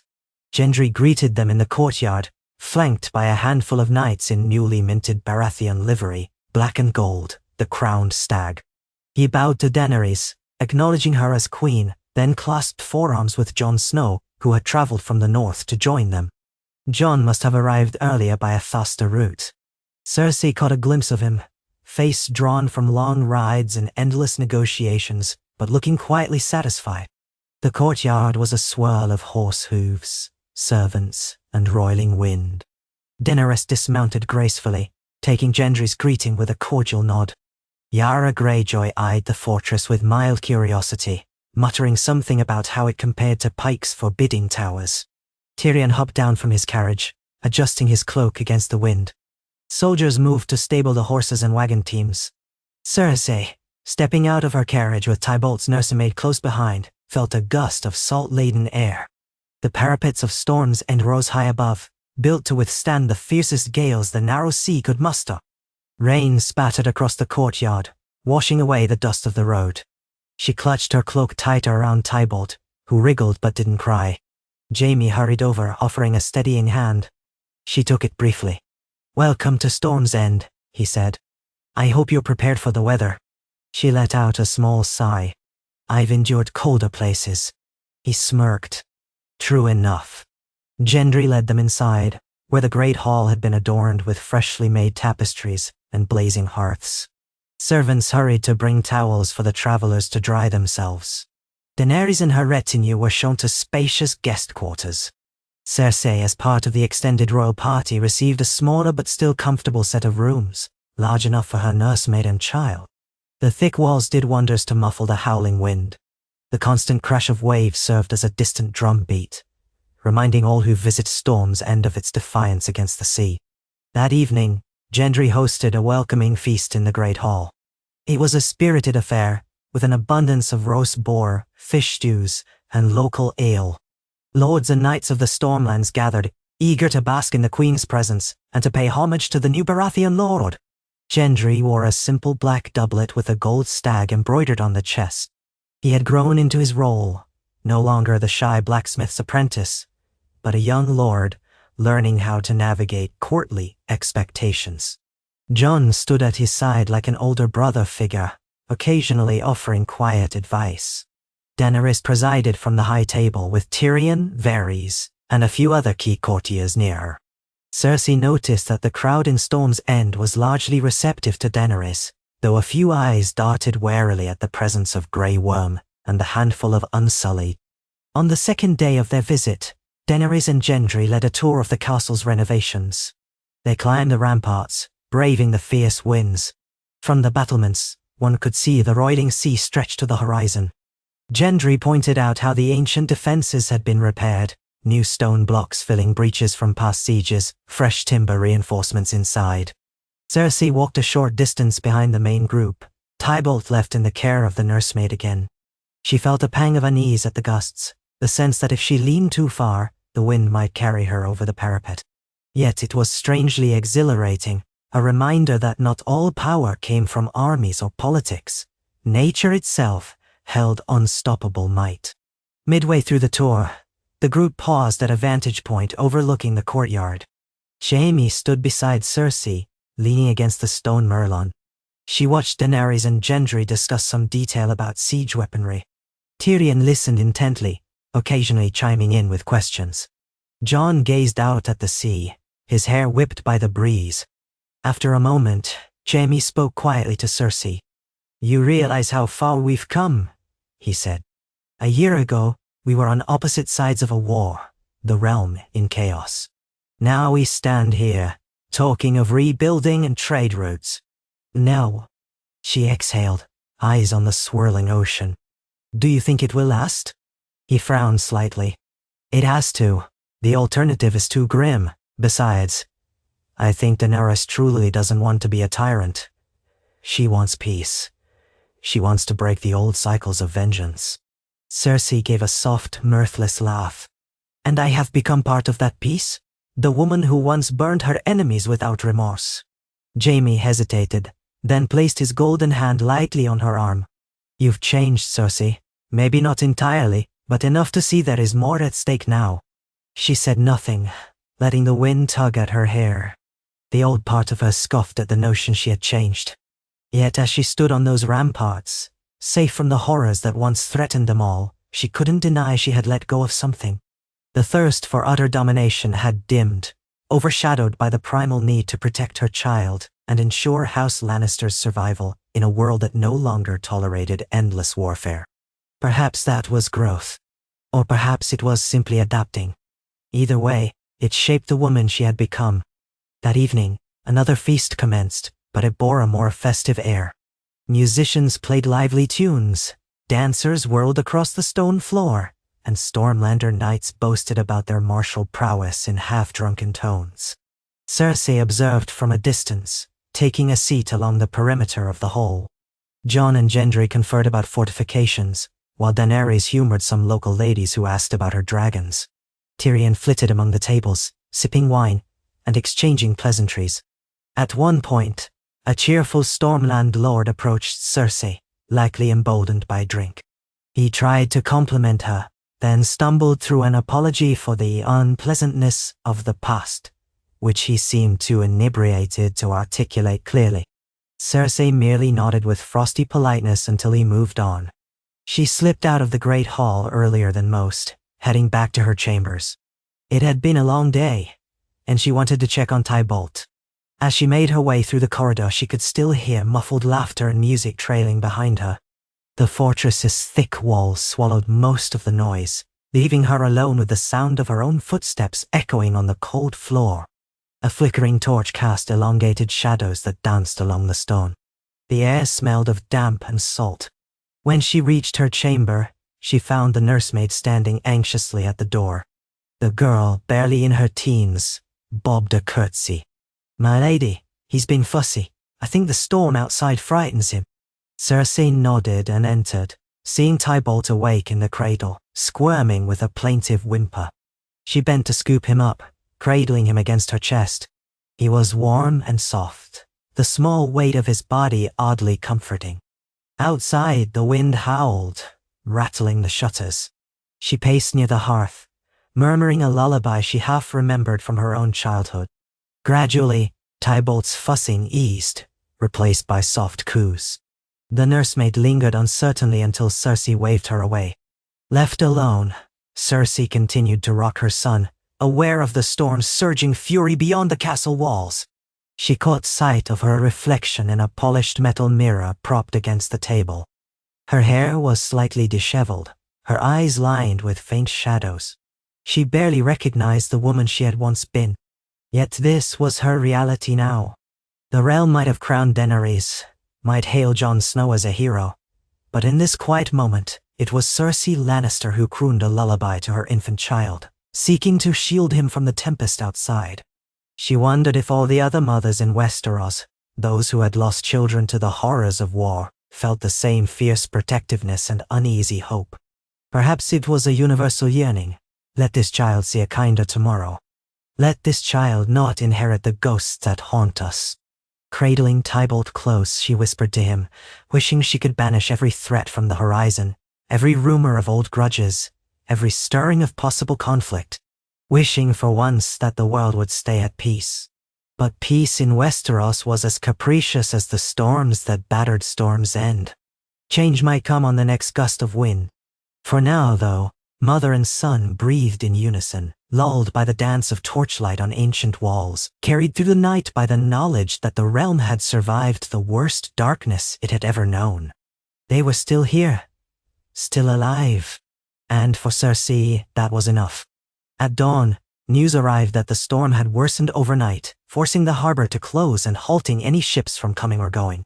Daenerys intended to remain at Storm's End for at least another few days, both to wait out the weather and to further discuss alliances with Gendry. Cersei took it in stride, using the time to rest and occasionally stroll the fortress corridors with Jaime. On one such outing, they found themselves at the old sept inside the castle walls, a humble structure with minimal decoration, but enough for pious worship. It was largely empty, aside from a few candles left by passing faithful. Cersei paused at the doorway, memories of the faith militant swirling. She nearly turned back, but Jaime gently guided her inside. The sept smelled of dust and wax. Simple tapestries depicted the seven, though the color had faded. Light from narrow windows fell across the stone floor in pale rectangles. Cersei approached the altar, her footsteps echoing. She remembered how she once used the faith for her own schemes, how the High Sparrow humiliated her, how she destroyed the great sept of Baelor. Sorrow and anger mixed in her chest. At length, she knelt, placing a single candle on the altar and lighting it with trembling fingers. Jaime stood behind her, silent. She did not pray. Not exactly. Instead, she closed her eyes, letting the quiet hush of the sept envelop her. She thought of her parents, her mother who died too soon, her father whose ambitions shaped her entire life. She thought of Joffrey, Myrcella, Tommen, all lost. She thought of the many sins she had committed along the way, the betrayals, the manipulations, the thirst for vengeance. Then she pictured Tybalt's tiny face and the flame of the candle dancing in the still air. Peace might be fragile, but it was precious. Maybe it was not too late for her to do some good with what years she had left. When she rose, Jaime touched her shoulder. She turned to face him, her eyes glassy. He didn't speak, but his expression told her he understood. He held out his golden hand and she grasped it. Together they left the sept, stepping back into the fortress corridor where the wind's distant roar was muffled by thick walls. Outside, the storm still raged.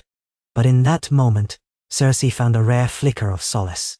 2 more days passed before the weather eased. During that time, Daenerys and Gendry concluded a formal agreement on shipping lanes, trade tariffs, and mutual defense. Tyrion penned the official documents, sealing them with the Targaryen sigil. The local lords expressed enthusiasm, or at least acceptance, and Gendry seemed eager to prove himself. Storm's End buzzed with a sense of renewal. On the final night, a smaller feast was held to celebrate. Musicians played once again, though the crowd was more intimate. Jon Snow and Daenerys sat side by side, listening as Gendry described his visions for the Stormland's future. Cersei joined for a time, though she slipped out early to tend to Tybalt. At last, the sky cleared enough that the royal procession prepared to depart.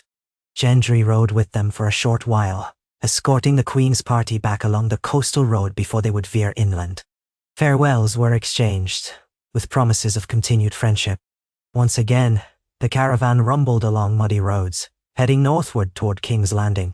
The journey back passed through different villages, giving Daenerys a chance to be seen by more of her subjects. Everywhere, talk of the Targaryen-Lannister alliance caused curiosity and discussion. The presence of Cersei traveling in the same party as the Queen fueled rumors that House Lannister was fully integrated into the new order. A week later, they arrived at the capital to find it in relative calm. The City Watch reported no significant threats, the harbor was bustling, and the repairs continued apace. Daenerys returned to the Red Keep in a flurry of official business. Cersei, feeling weary from the road, retired to her chambers with Tybalt. She found them just as she left them, familiar, somewhat austere, but safe. She noted that a fresh arrangement of flowers had been placed on the table, courtesy of her handmaid. Even the faintest gesture of warmth felt like a sign that her place here was no longer so precarious. In the weeks that followed, routine settled in once more. Jaime aided Tyrion with new defensive plans for the Crownlands. Yara sailed back to the Iron Islands with promises of further cooperation, and Jon Snow returned north to continue overseeing peace with the free folk. Daenerys resumed audiences, hearing the pleas of minor lords and the concerns of traders. Cersei continued to direct the flow of Lannister resources to the capital and beyond, ensuring that her house remained indispensable to the stability of the realm. She noticed that Daenerys did not question or interfere much with the Lannisters' internal affairs, so long as their loyalty was evident. Perhaps the Queen understood that the Westerlands needed to remain cohesive, or perhaps she simply had no desire to spark conflict when peace was at hand. Sometimes, late at night, Cersei ventured to a window overlooking the city's sprawl. Lanterns glimmered in the darkness, spread across the neighborhoods like scattered stars. She would hold Tybalt, who at this point was learning to babble and reach for objects, and watch the subtle glow that indicated life continuing below. No city was free of strife or danger, but in those nights, it seemed King's Landing was breathing easier than it had in years. The remnants of a war-torn era gave way to the slow blossoming of a new age. Whether that age would last was another question altogether. Yet for now, the nightmares of the long night did not overshadow her every waking thought. The day came when Daenerys summoned a grand council in the Red Keep to finalize a series of reforms. New laws to regulate trade, to formalize the crown's relationship with the newly legitimized heads of various houses, and to address the matter of the Night's Watch, which had been largely decimated and left purposeless now that the threat beyond the wall was ended. The council took place in the throne room, sunlight streaming through narrow windows. Daenerys sat upon the Iron Throne, flanked by Tyrion and Grey Worm. Jon Snow was absent, preferring to remain in the north, but Sansa Stark had sent a representative from Winterfell. Dornish envoys attended, as did Gendry Baratheon from Storm's End. Lords from the Reach, the Vale, and the Westerlands lined the hall. Cersei stood among the Westerlands delegation, wearing a gown of rich burgundy with a lion pin at her shoulder. She listened as Daenerys addressed the gathering, her voice carrying the authority of a queen who had survived dragons and the undead. The crowd was a tapestry of those who had once been enemies, some still harboring grudges. But the memory of the Great War persisted, forging an undercurrent of cooperation. Daenerys outlined a plan to rebuild the Night's Watch as a smaller symbolic force, still a place for criminals to serve out sentences, but also a means of defending the northern border and manning the few castles that remained. The official alliance with the Free Folk would be recognized, ensuring no further wars between them and the North. The Watch's role, she said, would transform as the times demanded. A few old lords grumbled, but the majority nodded.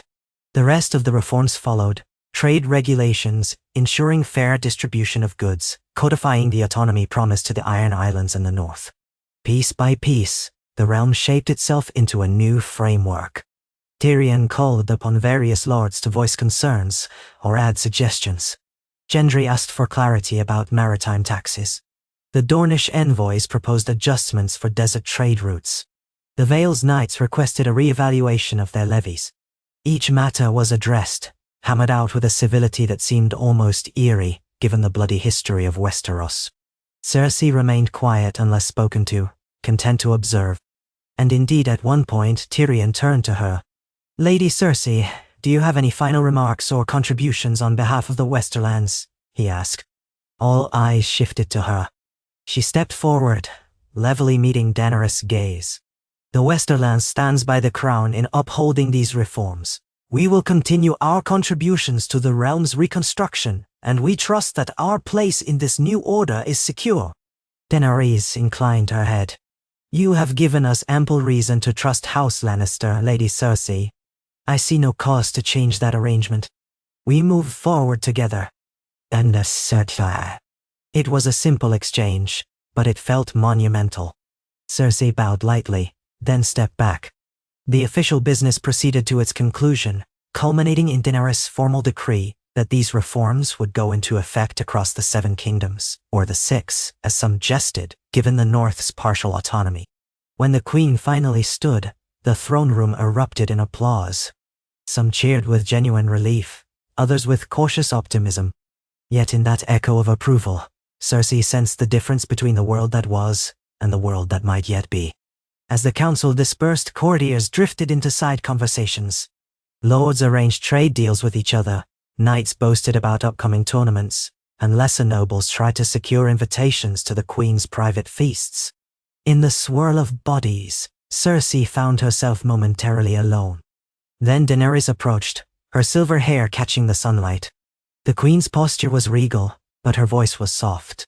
"I know this has not been easy for you," Daenerys said. "Your entire life you fought for the Iron Throne, and now you stand aside while I occupy it?" Cersei studied the other woman, recalling the many slights and battles between them. "I once believed the throne was all that mattered, now I know otherwise." Daenerys nodded. "I never wanted to be a tyrant, but neither do I want the realm to slip back into chaos. You've helped ensure that won't happen, at least for the time being." "No." Cersei's lips curved in a faint, rueful smile. "Time will tell, Your Grace. Enjoy this peace while it lasts." Daenerys' gaze flicked beyond the throne room, to the wide windows that overlook the city. "I intend to, and I hope you do as well." They parted with a quiet sense of understanding, not quite friendship, but not enmity either. As Cersei left the throne room, she passed Tyrion, who offered her a subtle nod. She saw Jaime near the door, conversing with Brienne, the two of them relaxed in each other's presence. She spotted Varys gliding through the crowd, no doubt collecting bits of rumor. Outside, the Red Keep's corridors were warm with torchlight, and she could hear the hum of a city that was slowly healing from old wounds. Weeks bled into months. Tybalt took his first shaky steps, babbling to anyone who would listen. Jaime grew closer to his sister yet maintained a discreet distance, balancing duty and personal ties. Tyrion devoted himself to the Queen's governance, traveling intermittently to inspect roads and ports.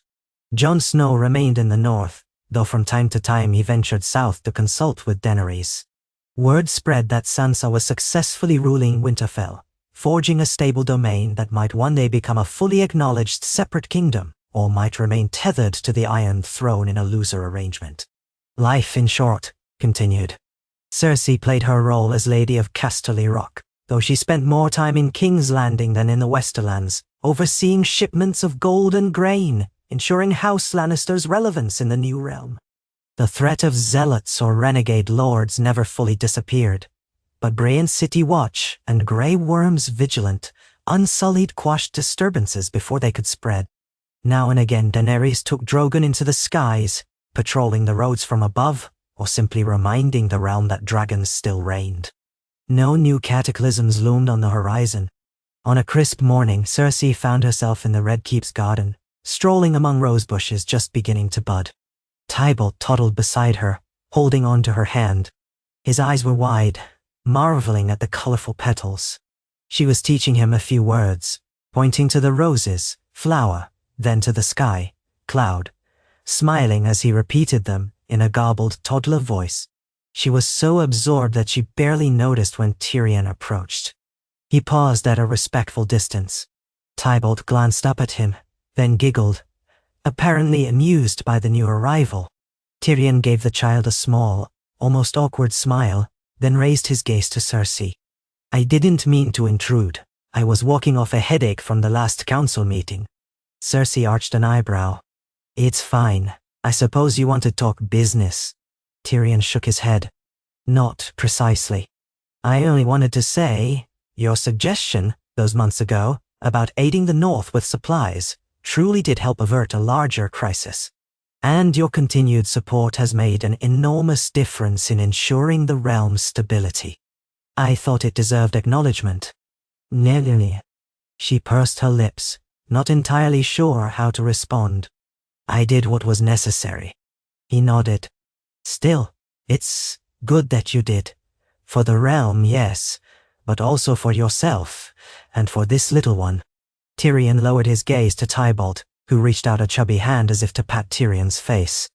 The imp managed a small laugh, carefully letting the boy's hand land on his cheek. "He's grown quite a bit." Cersei felt an unfamiliar warmth in her chest.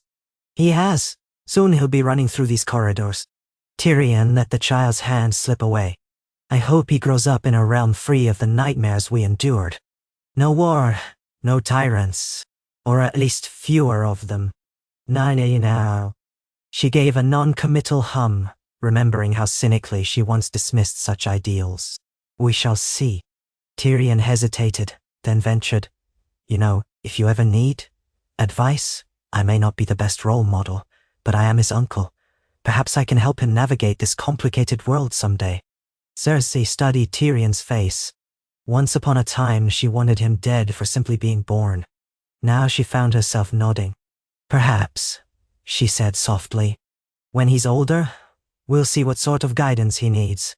Tyrion bowed, stepping back. "Then I won't keep you from your walk. Enjoy the gardens." He turned and left, leaving Cersei with Tybalt among the roses. The boy babbled happily, tugging at her hand. She guided him carefully through the gravel path, feeling a pang in her chest for the children she had lost. But Tybalt was here, alive, in a realm where the dead no longer marched south, where dragons soared not in fury but in watchful stewardship. It wasn't perfect. Darkness could always gather anew. But for now, a measure of peace had taken root. Perhaps it would endure long enough for Tybalt to become a man, for House Lannister to redeem itself in the eyes of the realm. She could not say if that was a fool's dream. She only knew she wanted it badly enough to set aside old hatreds. Over time, the memory of the fateful alliance at Winterfell became the stuff of ballads. Minstrels sang of how the Lion Queen and the Dragon Queen set aside their mutual loathing to save the living. Some romanticized their bond, turning it into a tale of two powerful women forging sisterhood in the face of darkness. Others downplayed it, claiming the Targaryen forces alone did the real fighting. But the truth lingered in the minds of those who were there. Without House Lannister's eventual cooperation, Winterfell might have fallen. And without Daenerys dragons, the entire realm might have been devoured by ice and death. They needed each other, and that need transcended any illusions of absolute rule. Years passed. Children grew. The seats of power were inherited or granted. Daenerys reigned with measured resolve, her queenly burdens shared by Tyrion, Varys, Grey Worm, and occasional counsel from Jon Snow, who chose to remain mostly in the north. Sansa Stark commanded the loyalty of her people, forging a northern kingdom that operated in tandem with the crown, but retained a proud independence. Dorne thrived under Princess Nymeria, forging trade links that enriched the southern deserts. Gendry Baratheon built a modest navy to protect the storm-lashed coasts. Yara Greyjoy roamed the seas, occasionally returning to reaffirm her alliance. Even the small folk began to believe that perhaps the realm could know a lasting peace, so long as no new calamity descended. And Cersei Lannister. She spent much of her time overseeing the Westerlands, traveling back and forth from the capital, occasionally visiting Casterly Rock to ensure the seat of her house remained strong. Tybola learned to speak in full sentences, to ride a pony in the castle yards, to study letters with a maester who insisted he showed aptitude. The boy's hair shone with the gold of Lannister heritage, but sometimes, in the right light, Cersei imagined she saw flickers of Jaime's softer expressions. She watched him carefully, determined to shield him from the cruelty of the world, but also to teach him the cunning needed to survive. As the seasons turned, she found a kind of guarded contentment in seeing her house's future secured. She did not love Daenerys. She did not pretend to. But she respected what the Dragon Queen had achieved, for the most part without succumbing to tyranny. They exchanged civil words whenever they met, forging a stable working relationship. Jaime remained at her side more often than not, though he also served the crown on special missions, traveling with a small band of knights to ensure no rebels gathered in remote corners. Sometimes he returned to find Tybalt grown another inch, or uttering new words, and Cersei would watch a soft wonder dawn in Jaime's eyes. The old bitterness and betrayal between them had dulled, replaced by a cautious acceptance that their paths were entwined and that the realm no longer had room for the illusions they once nurtured. So the years slipped by, each day a testament to the fragile unity forged in the darkest of hours. Some within the realm prophesied that trouble would inevitably come again, whether from distant Essos, from the leftover demons of the long night, or from internal strife. But for the moment, Westeros savored a peace it had rarely known. Roads were safer, ships plied the coasts, harvests improved, and prosperity trickled down even to peasants. The scars of the war against the dead remained, but they served as reminders of what was possible when the living stood as one. No one could say how far into the future this alliance would hold. The realm of men was always prone to fracturing under new ambitions, new grudges. Yet the memory of the Night King's army haunted them enough that none dared stir up conflict without cause. Cersei would sometimes dream of ice-eyed wights charging the battlements, or of standing on a parapet with a child in her arms as the darkness closed in. In those dreams she would remember how the lion and the dragon joined forces, how the living overcame oblivion. Then she would awaken to the morning light, Tybalt fussing for breakfast, and she would rise to face a world no longer overshadowed by endless night. Thus did the realm continue, bearing the imprint of a time when Cersei Lannister and Daenerys Targaryen set aside every hatred and every grievance to unite in a last stand at Winterfell. The cost had been immense, but it had granted Westeros something rare, a chance to rebuild without immediate war. Whether that chance blossomed into a true golden age or merely a reprieve before the next storm was a question only the future could answer. But for Cersei, Elioness of the Westerlands, mother to a new heir, co-architect of the realm's salvation, that fragile peace was enough. It was more than she had ever expected. And in her quieter moments, she allowed herself a guarded hope that perhaps the children of this generation, raised without the constant drumbeat of war, might find the Seven Kingdoms a home worth preserving, a realm shaped by the improbable alliance of lion and dragon, born out of the darkest winter dawn.